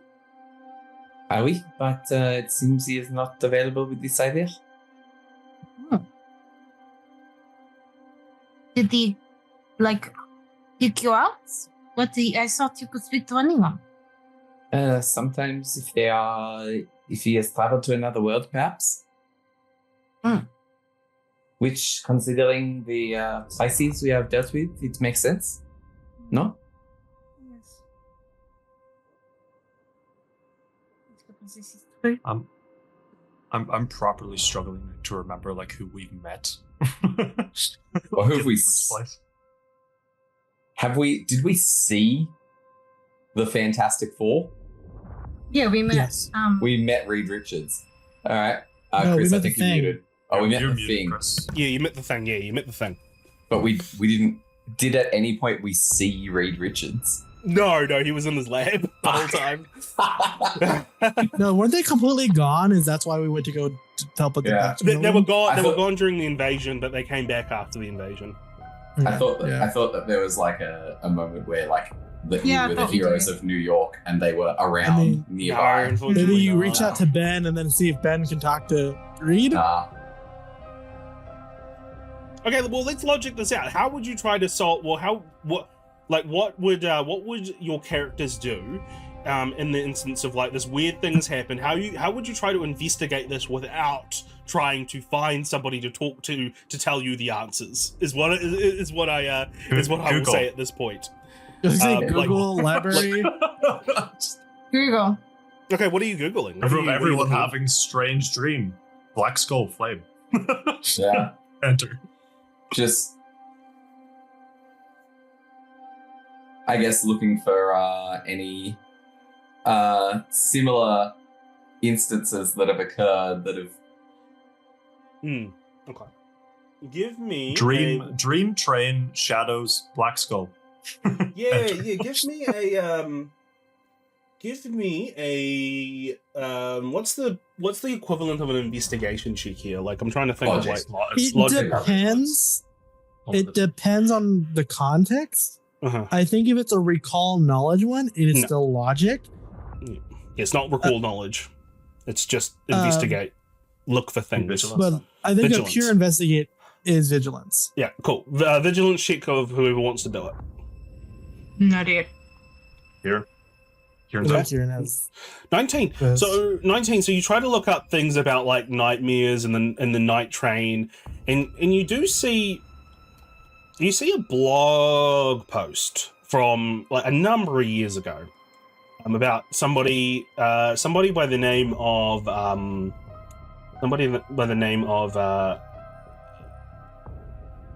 Ava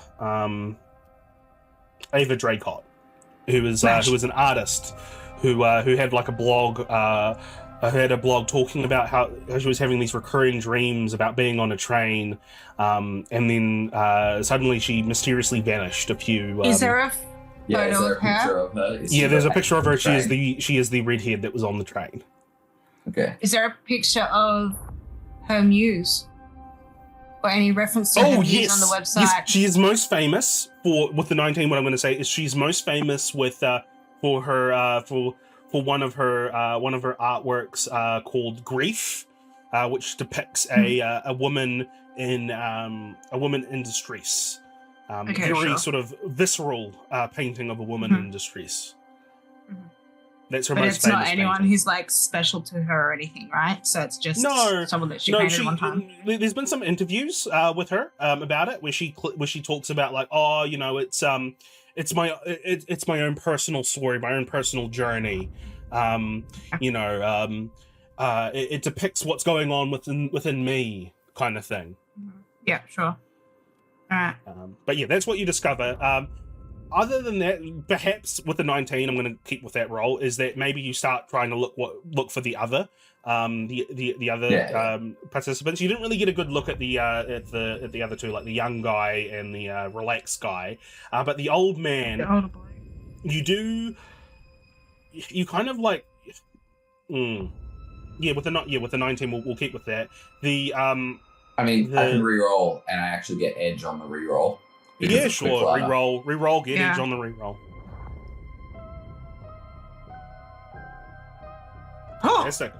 Fantastic success. Okay, so you get linked to a story back in like the 1940s of a disastrous train crash. That was laid to blame at one of the engineers, one of the former the train conductor of that train, a guy by the name of Harrison Tenpenny. But yeah, when he managed to survive the crash, and when he was asked about what happened, he talked about how sleep deprived he was because of the nightmares he'd been having, and eventually he disappeared as well. No record of him seems to exist past the sort of point of where this crash happened. But other than that, that's all you discover. Oh, look at this! I found the woman who was painting and the man who was saying the train was not up to code. It looks like he was the newspaper said he was responsible for an accident because he was driving while too tired. So perhaps we should be looking for the owner of this train company who did not comply with workplace health and safety standards, and or perhaps his family or descendants.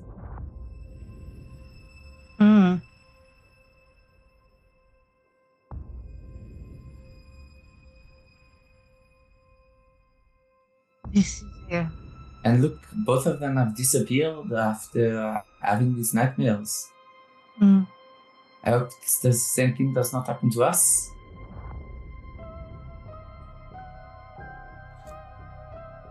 Why didn't we disappear? That would still fit the pattern. It says, for example, Monsieur Tenpenny was having nightmares, and this is why he was tired. So one would presume he was dreaming of the train for some time before the accident.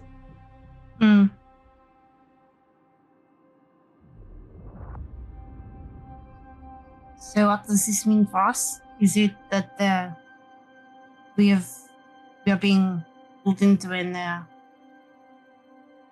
world? What is it going on? There is some connection there, but I cannot see. I think we are missing something. There's some key piece of information,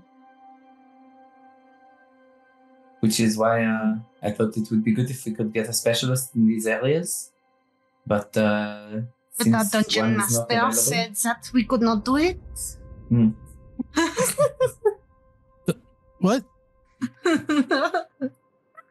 That's some kind of a psychic, you know? Do you know a psychic? Is that what? Is psychic not what you do, sister? Not quite. Telepathy is a little different. I cannot see the future. I do not do magic. I would get on my Magic phone. is a Look poor up man's local scratch. psychic. Yeah. Okay, sure. Yeah. Give me a second.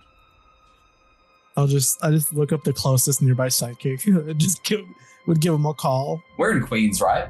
Yeah. Just let's go check with Spidey where Madam Web is.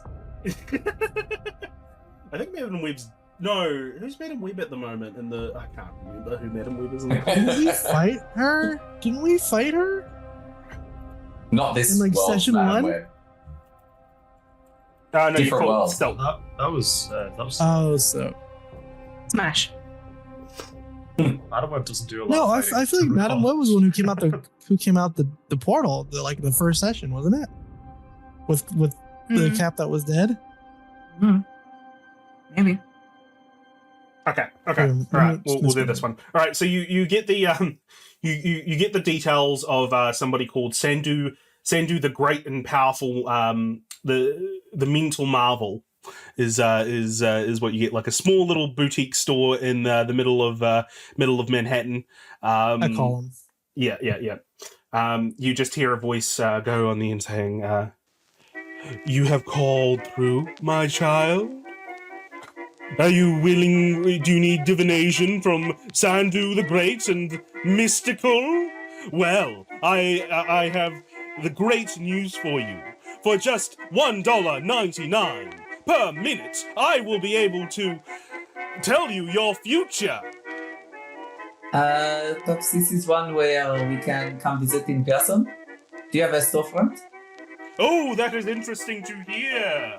Let me peer into my mystical ball. I sense good fortune and good tidings, but only if you follow these very specific instructions. Blue's Clues. Perhaps you should ask another question, and these instructions will become clearer. This sounds like a scam. I am going to end the call and then just hang up. It sounds like a bot. Yeah. Yeah, it's very Sounds like clearly a some bot. ChatGPT audio It's very bot. clearly a bot that How much money do I need to pay you? but as I said, Sandu the Mystic does have an actual like place within Manhattan. If you want to go into the actual place, I think this one is a scam. That's So him maybe- talking.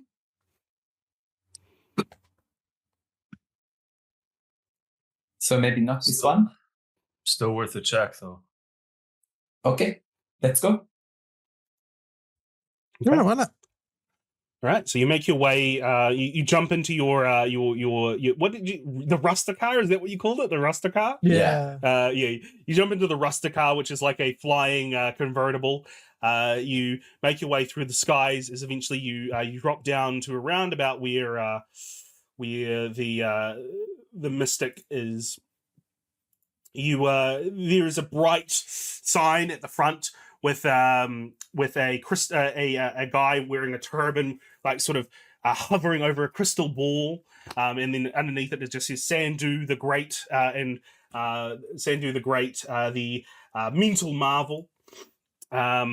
You enter through the door. It's there's sort of this incense that's heavy and wafting in the air. The bells ring, and you see that there's plenty of books there. And behind a curtain, this sort of figure shuffles forward and looks at the four of you and says, "I knew you would be here. You have come here." No. Do not say anything. You have come here for the assistance of Sandu the Great. Am I correct? I'm going to create a telepathic link with him. Yeah, sure. And I'm just going to ask, can you hear me? That's when you notice it's not like his eyes are closed. He's like, "Yes, I can hear you. I can also hear the spirits in the spirit realm. They are calling. They are needing to be spoken to. But I'm afraid I cannot divulge what they are saying without the proper compensation." And then, why did you look forwards? I'm behind you. "Oh, yes, of course. Of course you are behind me." He's just keeping his eyes closed the whole Yeah. time. He's keeping his eyes closed. Of course. Yes, no, that it's so confusing here in the spiritual world. The ghosts and the spirits talking, and they're saying so much. If only I could force a conduit through something of importance, like a currency. Currency would work. Yes, that is what they're saying. Give me currency, and I put the Can I put a leaf in his clearer. hand? I put a $50 bill in his hand. I was gonna just this give is him the a first time he leaf sort in of the shape opens of a his dollar eye. bill. This is the first time he sort of opens his eye and he like kind of peers at it. He's like, yes, the spirits. Yes, they think your donation of currency is admirable, but not quite what is needed to get this message. Oh. Another 50. And then he kind of like, Yes, it is coming. What is it you desire? What do you need to know? As he's starting to sort of like really struggle against something in his head. Can you send him images telepathically? Yeah. Can you show him what we saw? Yeah, I send him those images. Yeah. Oh, yes! Oh, yes, I can see a train! I see a train riding through the night, and I also see that. What's? And he kind of pauses, and then he stops, and he looks at the four of you, and he says, what is it? Hang on, I believe it or not, I've contacted the spiritual realm to see what is going on with the four of you, and I saw some images of some trains and ghosts and. Did you see or were you shown? I sent them to you. Wait, I'm sorry, you sent them to me? Yes. You're a psychic? You have some sort of connection to the spiritual realm, the mystical realm? Yes, of course I have. Of course I have a connection to the spiritual realm. As he like, I am a telepath. I sent you those images. What do they mean? And he sort of, oh, okay, this is, right. Well, is this, what is the meaning of these? All right. I need to know a little bit more information. What is the meaning of these images that you sent me? This is what we're asking you. But where did these images come from? Did you just conjure them in your mind? This was a shared dream between the four of us. Shared dream. Oh, this is some real mysticism. And you can actually see his demeanor change completely as he sort of realizes that what he's dealing with is actually something that's very real. And he's like, all right. My,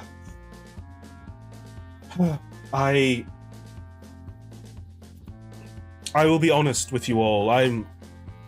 Believe it or not, I am not quite in tune with the spiritual world as I like to portray. I am so surprised. For the first time, Fleet sort of breaks the moody demeanor and goes, "Really?" Yes. Believe it or not, I am. I like to call myself a showman more than anything, but I do have a history of interacting with forces of the arcane.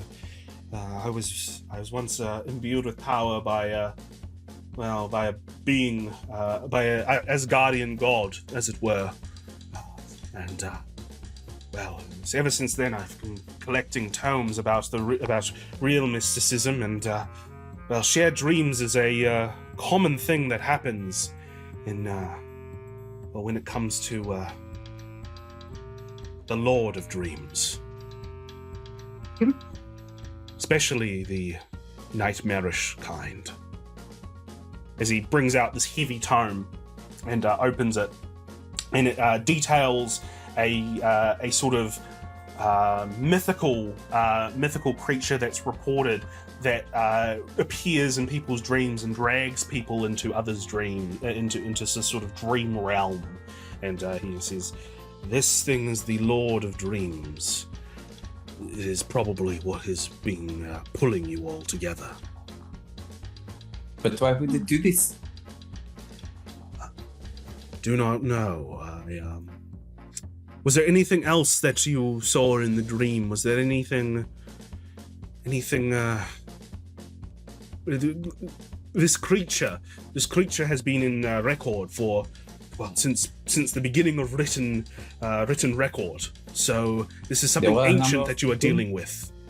There were a number of people. Wait, I have seen something like this before. Yes? Go ahead. What are you saying? No, you go. I've seen something like this before. In a movie with Leonardo DiCaprio. Is that helpful? No, Uh, no. I don't. Perhaps not. Is that the I'll- one with the bot? It's got him and it's got Killian Murphy. They go inside each other's dreams, and then they spin a little dial. And you I can don't find think the this. dial. I do not think this is very relevant to our conversation at this point. What? Sorry. Was there anything else in this dream that that could help? Like, I Big weak. skull. I'm fucking trying to get it. If you wouldn't interrupt, Aaron. Oui. So on the train, there are people from different times, but also when I tried to use my telepathic powers in there, I saw a skull wreathed in flame. well, that doesn't. I'm not too sure, but perhaps. Were you trying to use your abilities on? Well, perhaps because you're in the dream realm, this master of the dream realm is, well, perhaps they are, because they control everything in that realm, they're blocking you from using your abilities. There were others too. A man who we found out had disappeared some time ago, who was the driver of a train crash. A young woman who was an artist. Some others as well. Well, perhaps, perhaps they were previous victims of this demon. This is what we had concluded as well. But also the Juggernaut was there. But different. Well, I would hazard to guess that this creature, this demon, is pulling. They specialize in bringing up what you fear. Is there a reason why you might be fearing the Juggernaut other than his big demeanor? I would look at Yeah. Fleet. I think the three of us all just look at Fleet. His eyes would sink. You just see pure fear on his face. And it doesn't really need to be said at that point. Bleed. You hear a scream in your head. As you hear a male voice screaming in pain and agony. Just for a brief moment.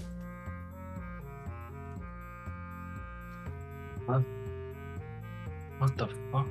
It's just you're all just still looking at him. He's freaking out a little bit.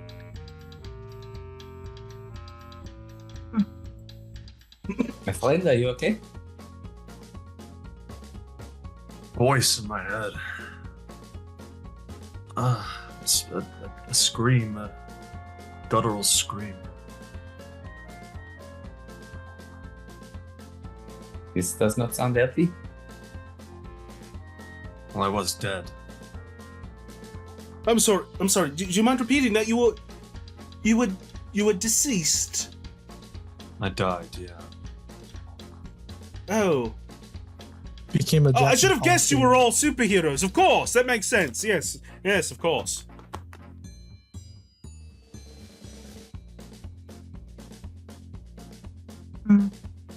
Something like that. Some of us, and I look at him. Fleet, less heroic than others. I look you straight in the eye, just sort of this tension between us. The heroes of New York. My friend was. Seems like there's a little Is bit of there- tension here. Is in this book that you have, does it say anything about contacting this entity, their name? How does one defend oneself They're from only them? known by one name. I do not know if it's their true name. It's most likely not their true name. But they are being known as Nightmare. That Good thing. does seem very generic. I think we can put some money down that is not their true name. Maybe we say it backwards, like in that show. I can't do it. Someone write it, and he writes it down backwards, trying to, and spends 5 minutes trying to say it backwards. Okay, so Yeah, the Sendu will say he'll go, well, if I was to hazard a guess, I would say that if you are in the sights of Nightmare, it is very likely that Nightmare will pull you back in again. Okay. Oh, we've lost. Oh, no, there he is. Oh, there we go. He's back. Are we? Yep, we're Yeah, we're good. good. Not on stream. Mhm. Yep, we're good.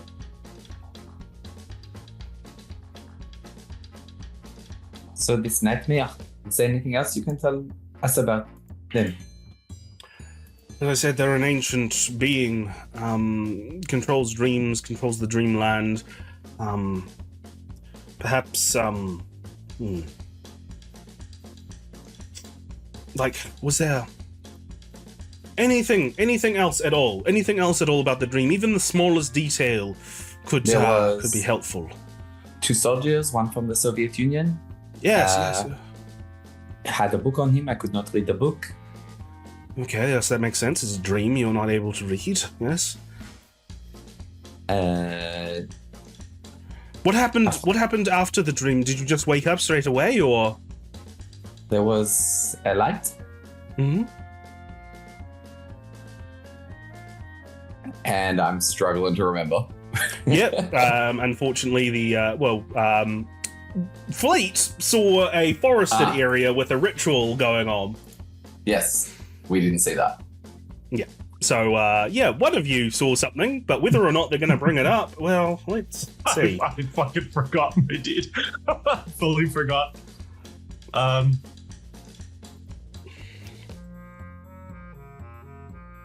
Did you guys not see the ritual circle?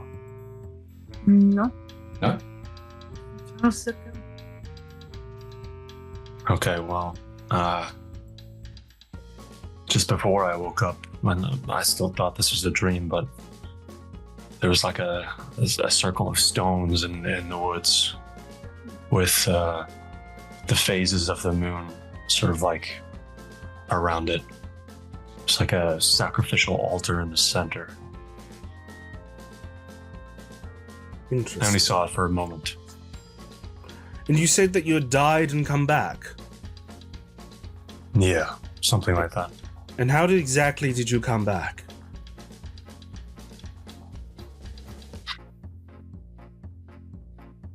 I made a deal with the devil.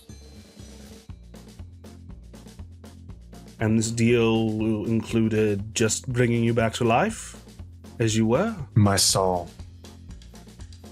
Yes. No. That's not what I'm asking. What I'm asking is whether or not you were brought back to how you currently were before you died, or if you came back as something else. Something else. Something unholy. I see. Well, considering the presence of the ritual, and this is just a theory, that perhaps Nightmare is working with some kind of agents on this plane of reality to siphon the powers of hell, I guess, to do something. From our friend, maybe, but I don't... I'm just a novice at this arcane stuff, so it's just a theory. Okay, do you know someone who is not a novice? Well, no. I think as you're saying, loaded. I think as you're saying, the whole siphon the powers of hell or whatever, Philly can feel what's in him sort of reacting to the words as it's being spoken. Okay. Do you guys say anything else to Sandu, or do you leave at this point and regroup back at the... You said Asgardian. Yes. Which one? The one that sometimes is a friend and sometimes isn't. Loki. Oh. Well, that's not helpful. And if you're asking me to contact Loki, I have no idea how to contact Loki.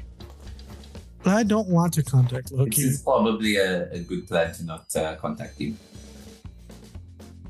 I was hoping maybe we get Thor or something.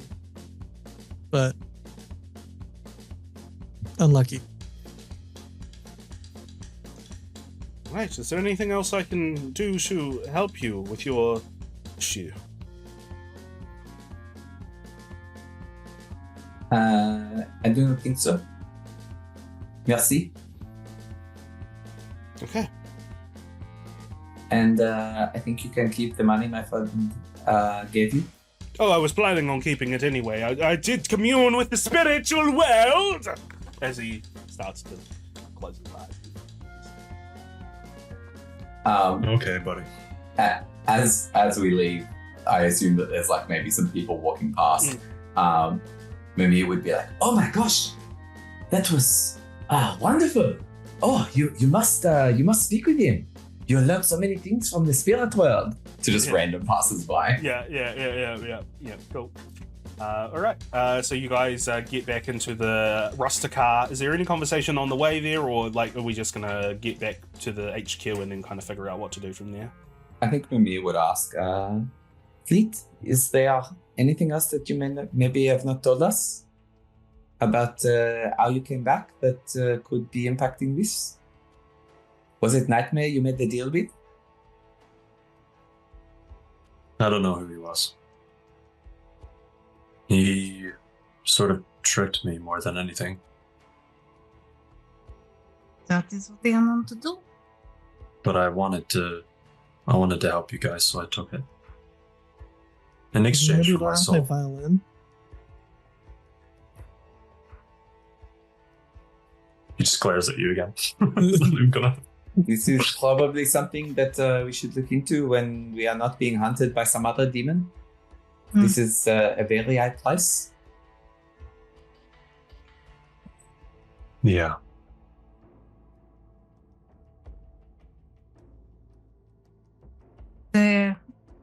He said something about the Guardian. I missed that. Sorry. Loki? Asgardian, right. Yeah. And Loki is that is not a very enticing prospect. I I suspect. feel like that's. You go. I don't think that's from what I've heard. That's more trouble than it's worth. Mm.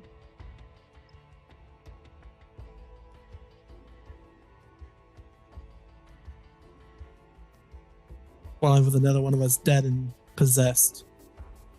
We're right back where we started. Yes, with Stefos. So, this maybe is there a Asgardian experts that we could speak to on Earth? I suspect this is less to do with the Asgardians.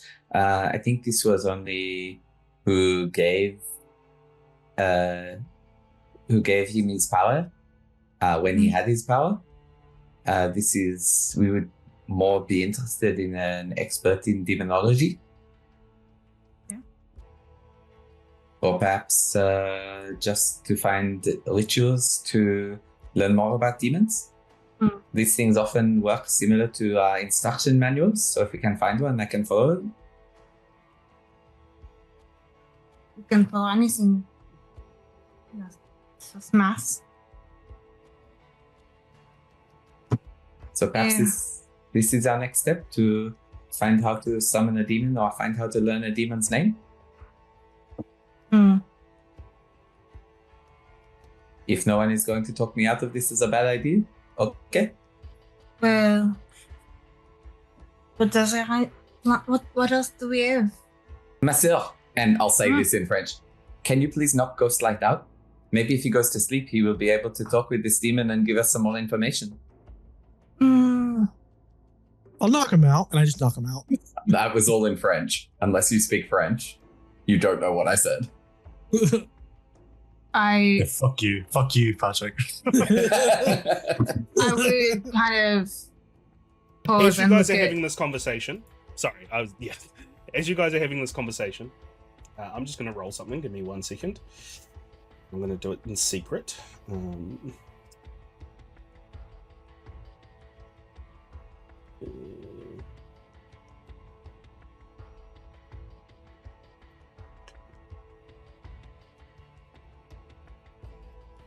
Can everyone tell me what their vigilance defense is, please? 14. Oh, sorry, 18. What about everyone else? 1 second. I believe mine's 18. Oh, vigilance or vigilance is 15. Oh, hang on. I rolled the wrong thing, and also I shouldn't have rolled it. I shouldn't have rolled it publicly either. It shouldn't have rolled publicly. I told it to. I don't see It's anything. not. It's not Yeah, publicly. You didn't. I rolled the wrong thing anyway, so I'm gonna re-roll it.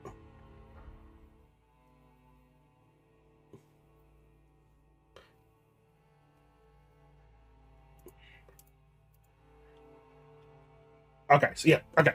All right. Sorry, what's everyone's vigilance? So yours is 18, Mimir? Yeah, what about 14. you? What about 15. everyone else? 15? 14. Meili? 15. Okay. Cool. Suddenly the world starts to go a bit hazy in your vision. And give me 1 second. Run, Mississippi. This is well over a second. Sorry. Be more accurate with your time, Chris. Please. Come on. Give him 337 seconds. That's like three. That's not Ages. accurate. That's 5 minutes and specificity. something. Okay. I sent some DMs, so people keep an eye out on your DMs. I didn't get Alright. any DM. So, we eventually the rocking and swaying is heard as you awaken in once again in the train. Let me drag your tokens in. Yes, Daddy. Yeah. Sylvan.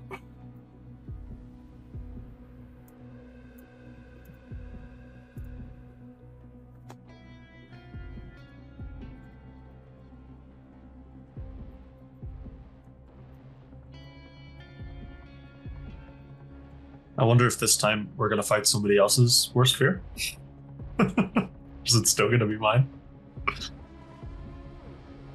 Well, the demon devil boy. Okay, so you will awaken on the train once more.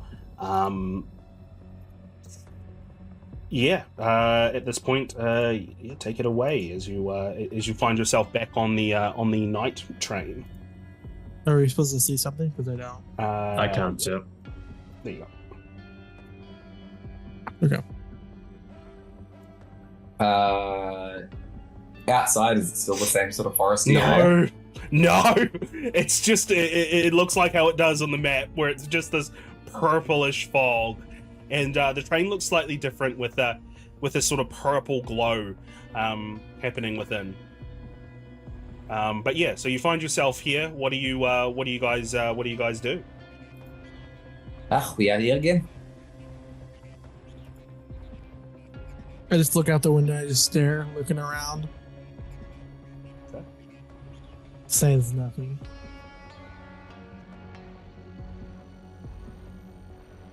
And meanwhile, And do the same Fleet thing as is- last time. Look over the top. Yeah, you look over the top, and it's the same as last time, but instead of the train disappearing behind just generic fog, it's sort of this purplish fog where the train is at the end of the track. So yeah, I want to jump off again, but I'm not going to.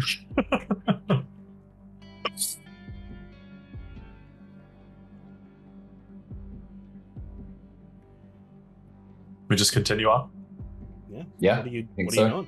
All right, Yeah. continuing on. All right, as There you you go. open the carriage to the next area, you see that the four people that were there prior are still there, but instead of them looking like normal humans, they look like desiccated corpses.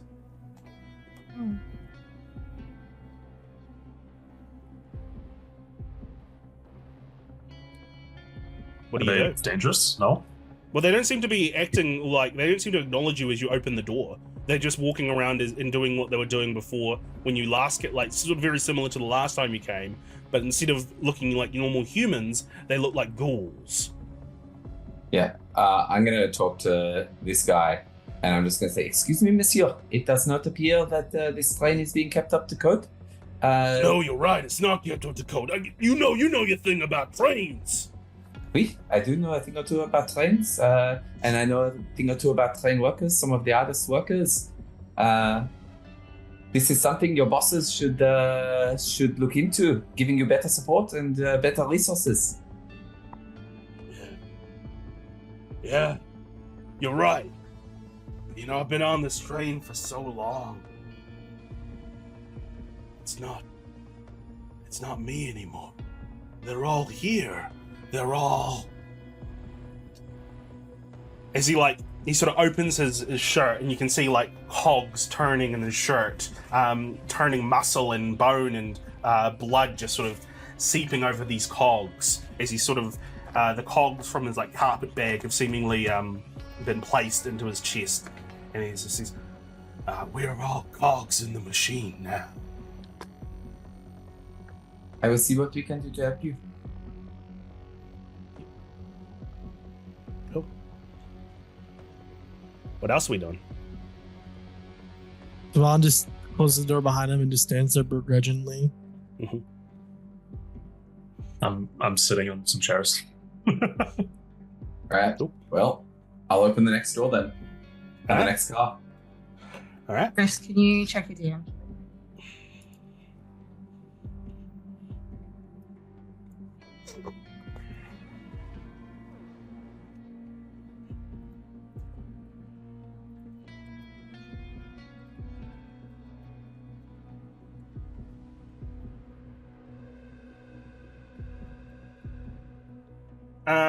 Yeah, and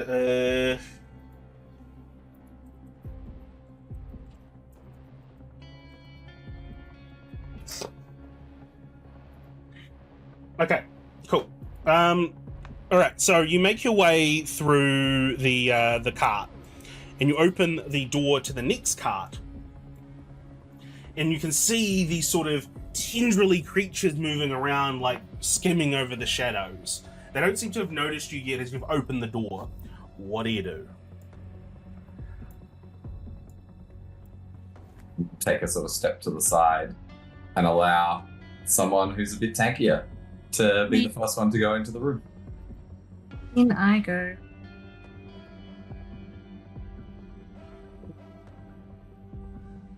All right, what do you do once you go in? Are the corpses still again? The same two dudes from last time? No. So the dudes aren't in here. All you can see is these sort of tendrily, like sort of small creatures skimming around on shadows. That don't seem to have noticed you yet as you sort of stand in the doorway. Okay. As I go in, do they react to me? No, they don't react to you.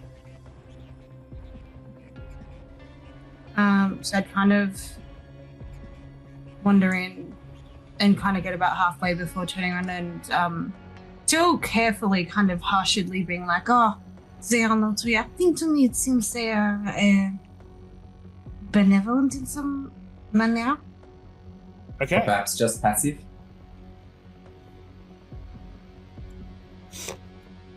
As you enter, okay, Mimir, you're entering in the room. Yeah. As you enter in the room, Mimir, and you go to jump to like move across from one of them tries to smack into you. So I'm just going to do a quick little attack for them. Oh, come on, why did I not link?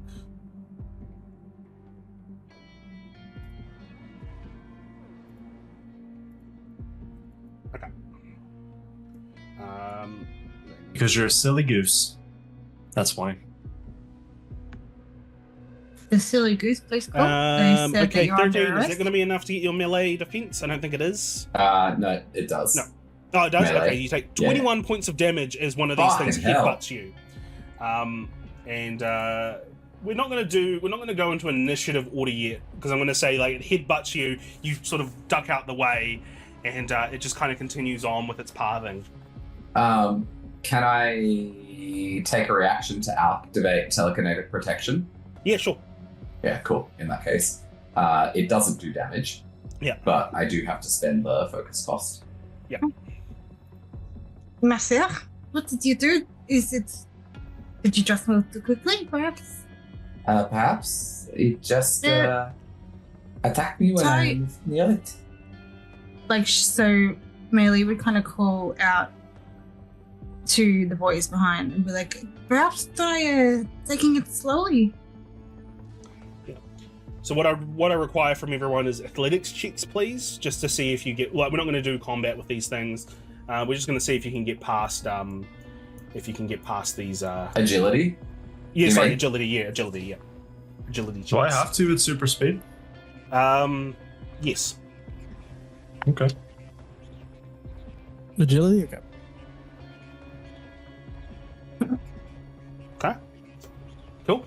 All of you are able to make it to the end, where you unlock.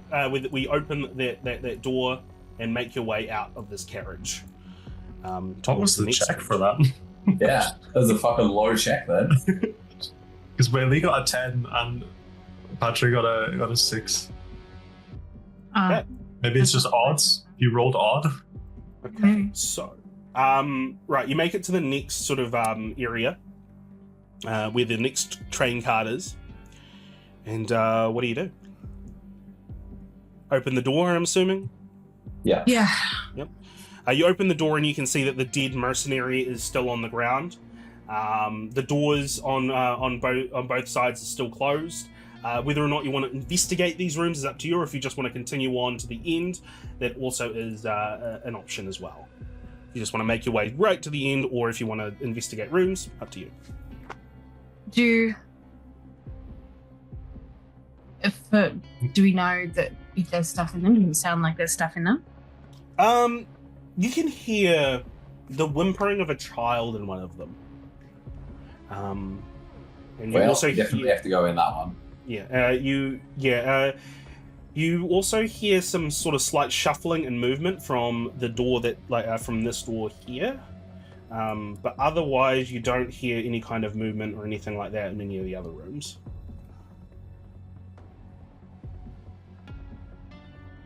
Child door. Okay, so you open that door. I'll just open it for you so you know which one it is. You see that there is a child kind of huddled in this room down here, looking very scared. Ah, little one. It is okay. Where am I?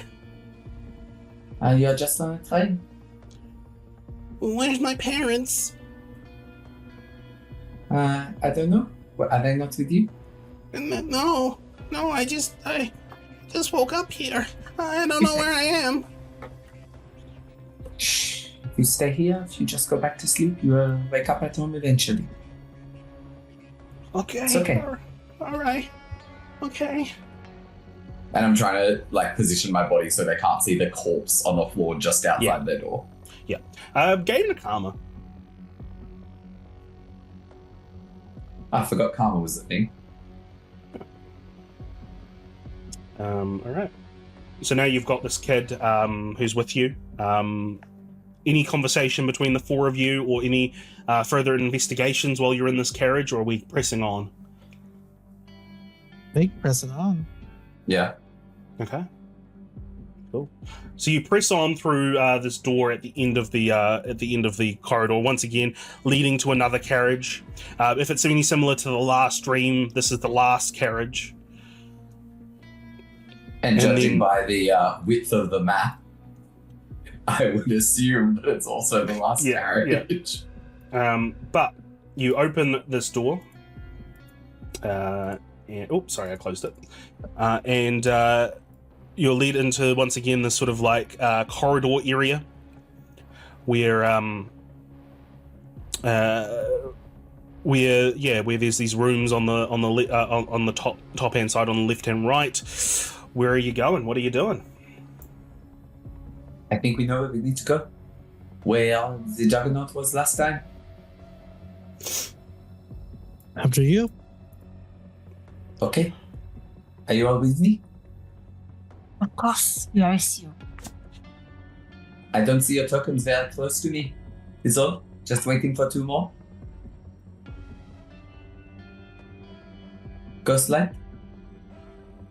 Is that token supposed to be following us? Yeah, kid's coming with us. Okay. But he's staying at the back to stay safe. Alright, open the I'm door. staying at the back too. You open the door and you see this figure, this sort of figure bathed in green with sort of these black shadowy tendrils coming off them, and they look at the four of you or 5 of you with the child, and they say, "Well, well, well. Looks like we get to meet face to face." How? Wait, what did you say? Sorry, I was going to ask a question, but Oh. You just said how? Yeah, How? With looks like we get to meet face to face. How? Doubt. Yeah. So that's what this being sees as you see them. What do you do? What do people say? it seems so. You must be the, what was his name? The one Yeah. who brought us here. Yes, I cannot remember the name. It was something. Yes, comment tout appelle. What is your name? Wait, sorry, you're asking the guy's name? Oh, yeah. Yeah. Yeah. I've gone by many nomenclatures over my long existence. But I'm best known by Nightmare.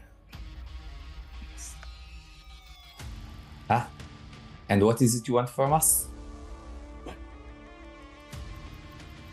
I would like him, as he points over at Fleet. At this point, how close is Fleet? Fleet looks like he's stepped back. Yeah. Well, I'm going to yeah. say at this point, what happens is Fleet is near the little kid. Suddenly, Mhm. the little kid morphs. Into morph. Into a demonic figure Ah, behind Ghostlight, and we are going to roll initiative, everyone. Cool, everyone good. All right, let's do a bonus action. As Ghostlight, Fleet, you're standing there, and suddenly there's And Meili. no, Meili is oh yeah, true. Yeah, Meili yeah, now yeah, has right. lightning actions. Yeah. Yeah. Okay, so both of you will have a bonus round. So we'll start off with Fleet, because Fleet has the higher agility, or whatever it is, I believe. Yeah. So Fleet, what are you doing for the start of this? As this this child is turned into a demon behind you. Oh god. I am probably just going to punch it. Yeah. Twice with disrupt person. turns out Bypass. that it turning into a demon is just an illusion, and you're just punching a kid. Yeah. Maybe. Okay, fantastic success. Does he have? I get to reroll because of blazing fast, so it's now a 17. Does that hit? Yes, that does hit. He's got damage reduction 3. So that is Doesn't 6 times- matter. I I did disrupt person. Yeah. Yeah, so he takes the full brunt of 34 damage. And then I'm Is gonna it hit him double? again with my second action. Oh yeah, true. Yeah, double. Yep. So 68. And then I will spend another 10 to disrupt person again. Cool. With edge. Edge changes nothing. That's what I get. Cool. Another 14. 14. Yep. And then I will keep my remaining reaction. Cool. It is now Meili's bonus turn. Meili, what are you doing for your bonus turn? I am going to grab Mimir, and I'm going to attempt to grapple. Yeah. And crushing grip Mimir. Yeah, sure. Melee versus melee. To see if you were able to grab Mimir. 19. Yeah. 19 does grab Mimir. All right. Crushing grip. Fucking hell. Okay. That's a lot of damage. That's a lot of damage. Sorry, Mimir. Yeah. What are you doing in response to this, Mimir? Because this is going to be 104 damage coming your way. Yeah. So I've got a couple of things that I need to question. Mhm. And when you say 104, do you mean 124 and you just did bad maths? Yeah, sorry, 124. Yeah. I did that. Yeah. So that's reduced straight away to 84 Mhm. because I have telekinetic prediction 4 up from earlier. Mhm. And my question is,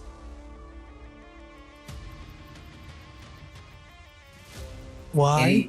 any damage multiplier for attacks against the character's focus is reduced by 2. So if I then use And it to focus damage, does it reduce it? if I convert it to Yeah. focus damage, does Yeah. it get Yeah. damage reduction too? Cool. Yeah, sure. So in that case, yes, I'm going to use that. But how much? Like, what's the total amount of damage? So that'll be 6 times 7 plus 8 times 2. So 42 plus 8, 50? So 100, and then And then you take your damage reduction on that, so it's 70. Because it's 30, right, that you take off? 40. Oh, 40. So it's 60. So 60 focus damage So I that you'll be take taking. 60 focus damage. Yeah. Okay. Cool. Cool. All right. And now we go into normal turn order, where it is Mimir's turn, as you are currently being grappled by your sister as she has tried to crush you with her grip. Okay. 1 sec while I adjust my focus. 165. I feel like I missed something. No, she failed the roll at the start when we were coming in. Yeah. Marcel, what are you doing? And I am going to look. I might just see the fucking skull again, but I'm going to try and create a telepathic link with Meili. I'm going to be nicer, and I'm going to say give me a logic check. And depending on the result of that is depending on what... 18. Okay, 18. Okay. 18? If you had gotten a fantastic on this, I would have allowed you a chance to pull the real Meili into here. But unfortunately, no. You can feel that this thing is not Meili, but you do feel that there is some sort of psychic connection, like it's almost like a mirror image of Meili, and if you really focus hard, then you might be able to pull the real Meili into this place. Yeah, okay. Alright, what do I have to... Like, was that my action? Figuring that out? Yeah. Yeah, okay, cool. You can use a reaction to try to escape, if you'd like. From the ground. Yeah, sure, why not? Why not? I assume that's... Is it melee or agility, or just melee? Just melee. It's a melee at 20, isn't it? No. That's just like webcasting. Yeah. Or telekinetic grab. I believe it's 8 to 19 after the new update. That's probably fair. 20 was crazy. Yeah, they updated it to where static DCs that were 20 are now 18. They don't have escape in the glossary, so I don't know what's the actual rules with escape. I can post it in the chat. It's in Yeah, all that'd be our nice. actions. Trigger the characters. character can attempt. Yeah, I just need to against know the what grass escape melee means. Like, what does that mean? Like, attempt to escape. Yeah, how? It's the text that's under We it. make a melee check against Oh. the grabber's melee defense. Yeah. What's your melee defense? 18. Yeah, Oh, there's wait, no that's fucking way. There's no way I'm getting out of that. I will hold my reaction. Cool. It is now Sylvan's turn. Sylvan, what are you doing? As the eyes turn to Sylvan, you just see him. This is gonna be fun. As he morphs, but instead of turning into a tree, it's like a shadow tree. So instead of being enveloped by branches and leaves, it's shadows. And I immediately am going to do. He's grappled, so I'm gonna go ahead and move and attack our boy, Ghostrunner.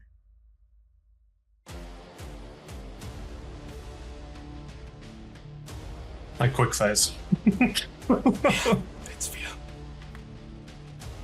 Okay, cool. Fuck you. You try to You're you not try hitting me with to 120 damage. you try to slam into Fleet when suddenly Fleet phases through your shadowy bark. As we move on to Meili's turn. Meili. As you he does have, it, although I shout, "Don't run from me! The Meili. boss wants you."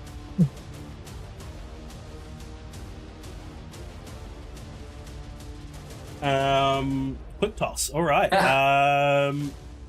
Ranged attack against the target. What are you throwing Mimir at? Sylvan. Like, to see if Sylvan wants to catch him because He he's showed him like a baseball, and I like it. Yeah. Do you The still have a reverse reaction, is the Sylvan? fastball special. What? Do you still have a reaction? I assume you still have a I reaction. do. I have two reactions. I have two Cool. reactions. All right. What this is going to be is first Meili do agility attack. I believe I have something that means that I can. I think it's just your defense, right, for that one. Yeah, but I'm pretty sure I have something that means. Oh no, I still need to.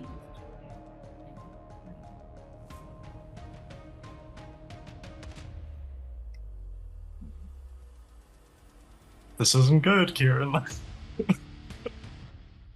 Oh, I'm sure the module has a. If the characters fail, this is where you go to next. You've made the assumption that this is from the module. That is very dangerous yeah. things. Yeah, Absolutely okay. not from the module. This is I purely very because I'm clearly Ghostrunner. figured out this was it. There we go then. Technically, my ranged attack isn't great, but here we are. So what do you do? Yeah, rain. Fantastic. Good 11. So fantastic. So I will allow the throw, but no damage to be done. But the damage might come from Sylvan's reaction of a melee check with trouble. Okay, that works. A failure would still inflict regular damage on the prone person. I'll trouble the 6. That's the highest. 18. It still hits, but it doesn't do anything. You two squishies are up against the two tankiest motherfuckers. All right, cool. So yeah, you get thrown into Sylvan and you get smacked down, but like your telekinetic barrier, your shield absorbs it. I assume that's why it does nothing, right? It's because you've got that 40. Yeah. Cool. I It say, absorbs. I'm gonna crack you like a walnut. All right. It is now Fleet's turn. Fleet, go ahead. I'm gonna punch this demon guy again with Yep. disrupt.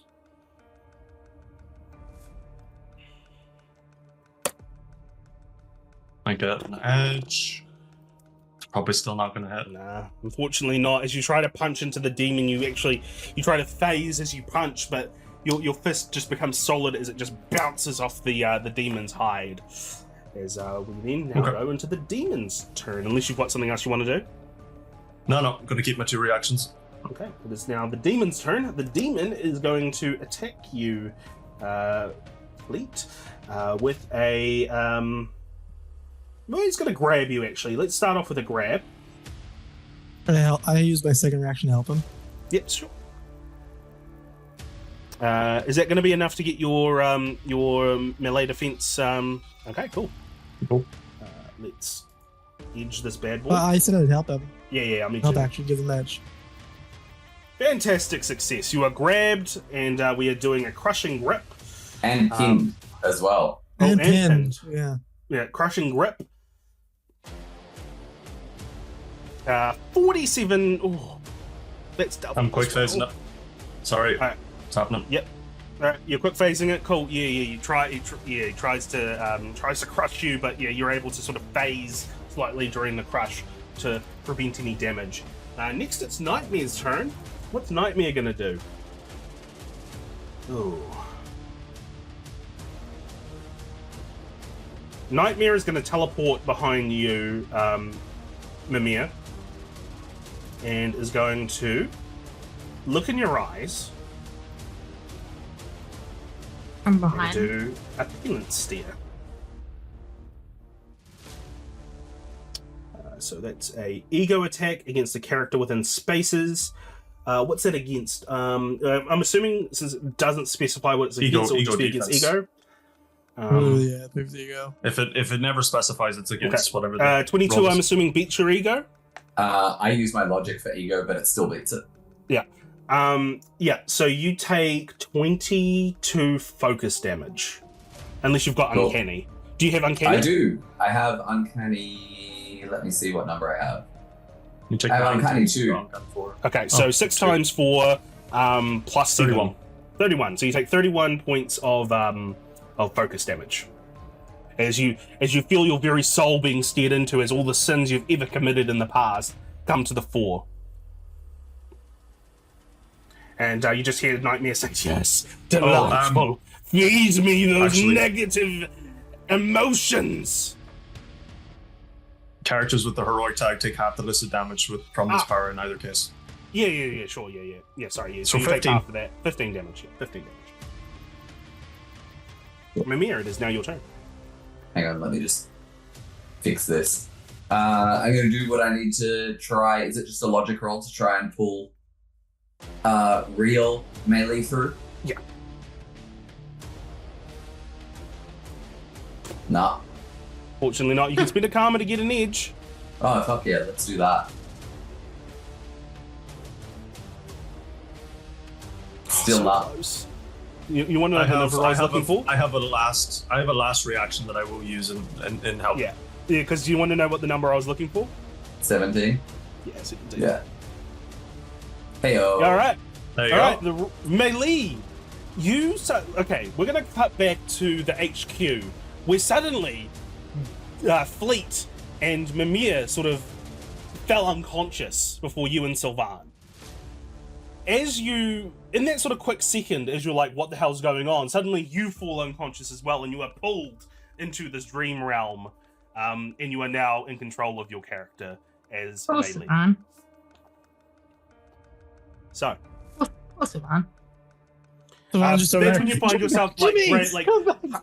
hugging Mimir, hugging Mimir almost. You're not too sure what's going on, but yes. Marcel? C'est toi? I would kind of let go and step back very slightly and take stock of the situation as quickly as possible. It's not my turn yet, is it? No. No, not yet. It is now Sylvan's turn though. Sylvan, go ahead. I will do this against everybody. I'll post in the chat. This isn't going to be good. This really isn't going to be good. I make a melee attack against everybody to take half. Fantastic. They will take full and will be knocked prone instead. I then make maybe pen fit. I'm probably not gonna because I think I can't hit the same people again twice. So that second part I don't think matters because I'm gonna hit everybody here. Well, that's obviously the three of you. Yeah. Cool. All right, do it. Go ahead. All right. Yeah. So 18. I'm assuming that's enough to get everyone's melee defense. Yeah. 31 damage for everyone, unless you've got damage reduction. Then you can work it out on your own because I can't be bothered working it out for each individual person. I have So- damage reduction for what That's is it? 31. I don't take any. Yeah. Damage reduction 4, 6 times 5 plus 8. How do you 38. 38? Yeah. Huh? How do you have damage reduction for? Because I have mighty, what is it, sturdy 3, and You'd have damage reduction 3. They don't stack. wait, can you? Oh, What? oh yeah, they don't stack. They don't Yeah, they stack. don't stack. Finish. I know that. I'm not done. Jesus Christ! I've damage. So I have sturdy 3, which is 3 damage reduction 3. Then I also have flexible bones. They don't stack. It says I gain a damage reduction 1. Yeah, damage reduction don't doesn't stack. stack, unfortunately. What do you? Neither What's do the point of it multipliers. then? Yeah, it's What's the just point of it then? it's just a different You way of gain doing it. damage reduction. Yeah. So you can get rid of that one later on if you want. But yeah, no, Oh. that doesn't stack. So, that'll be 6 times 6 plus 8. So 44. 44. 44. Yeah. The way it works mechanically is that gives you DR1. You already have DR3. Right. So it's like one or the other. It doesn't make sense They also- if you gain something. They also do it with It's- damage multipliers. They Yeah. keep it so that whatever the higher damage multiplier you have is the one that you use, not both. Like if you grow really big, if I have mighty, and then I grow really big to get like a bunch of damage boosting, it doesn't stack with mighty. Yep. Cool. All right. It's an infant system. All right. What are we doing? So you've done that. Are you doing anything else, Sylvan? That will be it. All right. It's now Meili's turn. Meili, go ahead.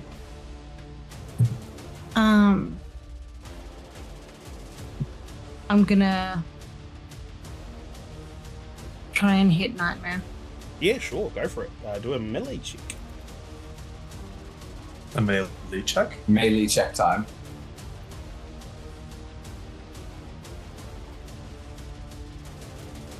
It's a 19 hit.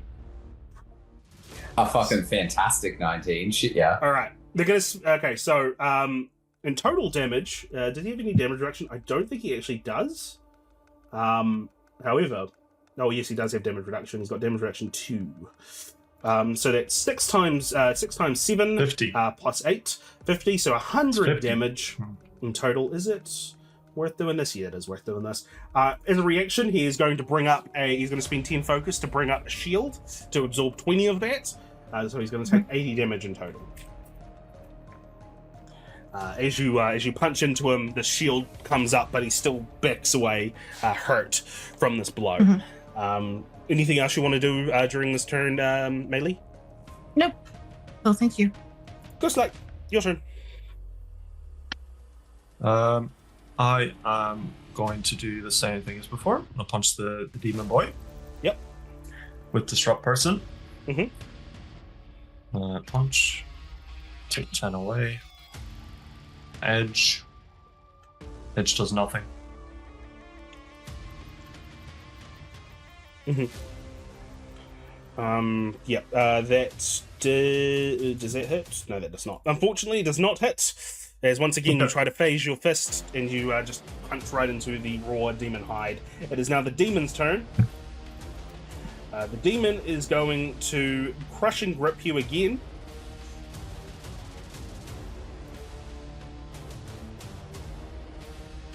So that is well, it doesn't matter because it's just the damage, right? Because you're already grabbed, so it's not trying to hit you. 19 points of damage as you were crushed by this demon. There's now Nightmare's turn. Nightmare is going to. What are you going to do?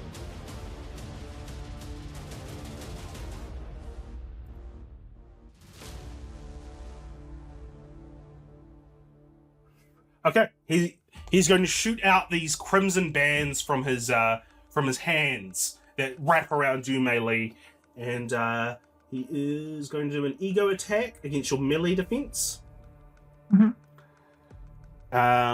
16. That does not enough to hit, so you're able to pull these bands out and rip them away before they take hold. It is now your turn, Mimir. Go ahead. All right.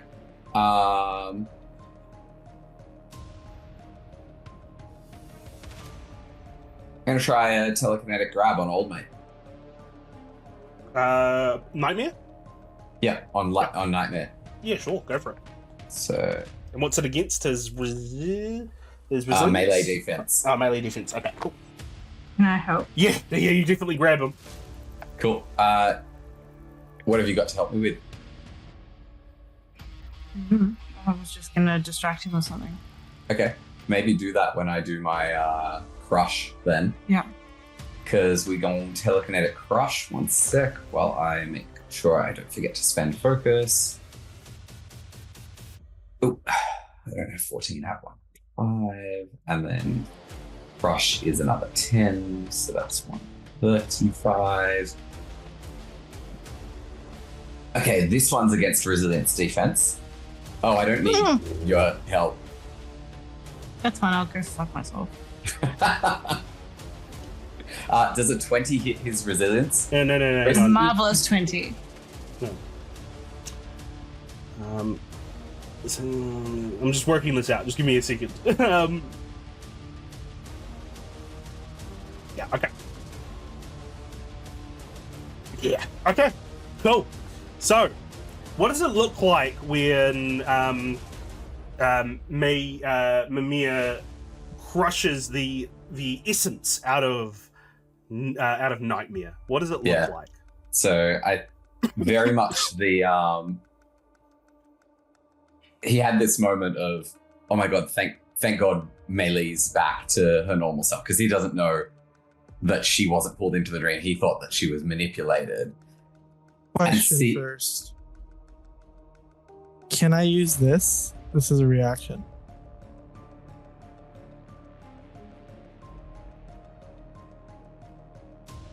Technically, yeah.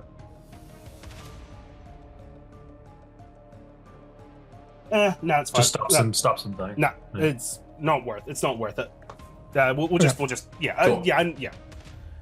So Mimir has had that moment of, oh, thank God Meili is safe. She's back to normal. And then immediately sees Nightmare reach out with those tendrils to try and harm her again. And so Mimir actually stands in front of Meili for once. And then the Anakin Skywalker hand grips up, and this sort of otherworldly entity, it's not, I assume that Nightmare probably doesn't have to breathe, and so it's just the entire form of it is just crushed and crunched in until it just kind of evaporates. Yeah, just sort of wisps away in smoke. Yeah. And as that happens, that's also when the that's when the I'm going to say what happens is the Sylvan demon tries to do the let's go thing, but as Nightmare reaches 0, that's when the conjured demon disappears. So that's why you weren't able. That's the mechanic reason of why you weren't able to quickly do that. Yeah. The whole sort of train, the demon disappears, the Sylvan demon disappears, and it's just left with the 3 of you in there. In this train where Nightmare just sort of screams as he disappears in the shadows, and you're greeted with a bright light. You are all greeted to this sight. It's almost like you're watching this from above. It's that ritual circle. Let's move over here. It's that ritual circle, and you can see a number of cultists. They're chanting around the table where there is a guy who has got like sort of a. Yeah, sorry. You go ahead, Mimir. No, just Mimir in this space would be not sure if it's a real place or not, and so would be looking up at the stars to try and get a location. Yeah, sure. Give me a logic check. Thank you. Yeah, somewhere in the Appalachian Mountains. Cool. Awesome. So yeah, the as these cultists are chanting, suddenly you see something break within the ritual circle, as they start freaking out, and that's when the figure on the altar sort of rips off these sort of mystical bonds and stands up, and you see everyone, all these sort of cultists look up in fear, and the figure goes, looks like your plans did not come to fruition, as suddenly his head explodes into flame as he becomes a mirror of what you saw Fleet turn into, a spirit of vengeance of some kind, as he then begins to tear and rip through all of the cultists, as you're all brought back into the HQ and you wake up. Sylvan, you're the only one who is still conscious. They were unconscious for like maybe 5 minutes, and they've just gotten back up. But I'm here with all my like medical stuff, being like, why are they just all pass out? Yeah. But you all wake up after having seen that moment where that Ghost Rider emerged. Actually, you know what? I believe I had a token for the Ghost Rider. Give me 1 second. Just so you guys can see which the Ghost Rider. There you go. There he is. But yeah, as you all wake up in the HQ. A little disappointed it's not a Nicolas Cage token. Well, it depends on which Ghost Rider this is. Yeah. Anyway, you all wake up having gone past that. Sylvan, you see everyone has woken up. Take it away. Oh my god, I thought you guys died. What happened when you guys all... It was another dream. Were you not there? Marcel, what happened with you? No, I was here the whole time. Yeah, You two passed out first, and then like not even 30 seconds later, she rushed over to you, and then she collapsed on the ground too. It wasn't you. I thought okay. What was not me? In the dream, there was someone who looked like you who tried to harm me. I thought perhaps that thing had warped your mind. No, I was here the whole time. I mean, you guys were too, kind of, just not moving or breathing. Wait, what was that thing? Was that the thing you made a deal with? No. And the other one? He's just like glaring at Sylvan, because Sylvan just fucking is beating on him. And Why are you like that? That other person who had the same fire like you had earlier. Do you know them? No. But they look like they did a similar deal to me. That's what I was thinking too.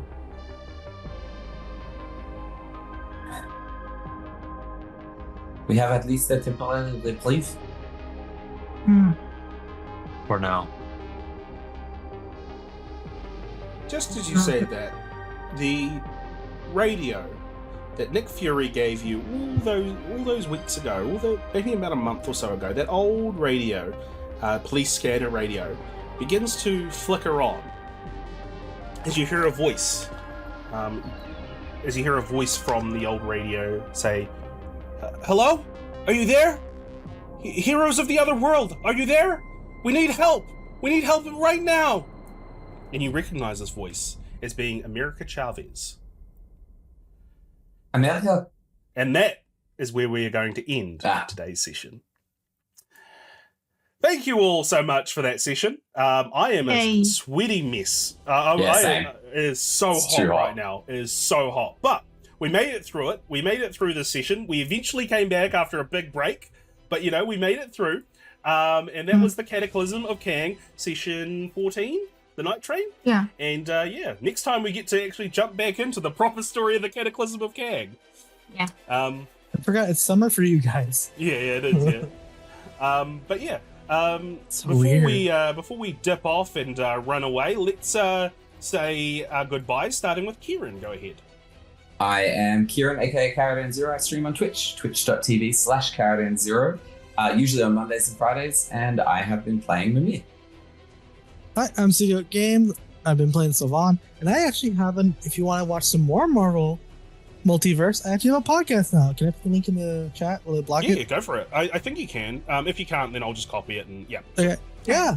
Well, so far 2 episodes out. Hopefully a third comes out here soon, and it's another Marvel actual play podcast. Go and subscribe. This one's a completely original one. It's not from a module. Hello, I'm Aaron. I was playing Ghostrunner. That's it. Hello, I am Simone, and I was playing Meili, or Henri also.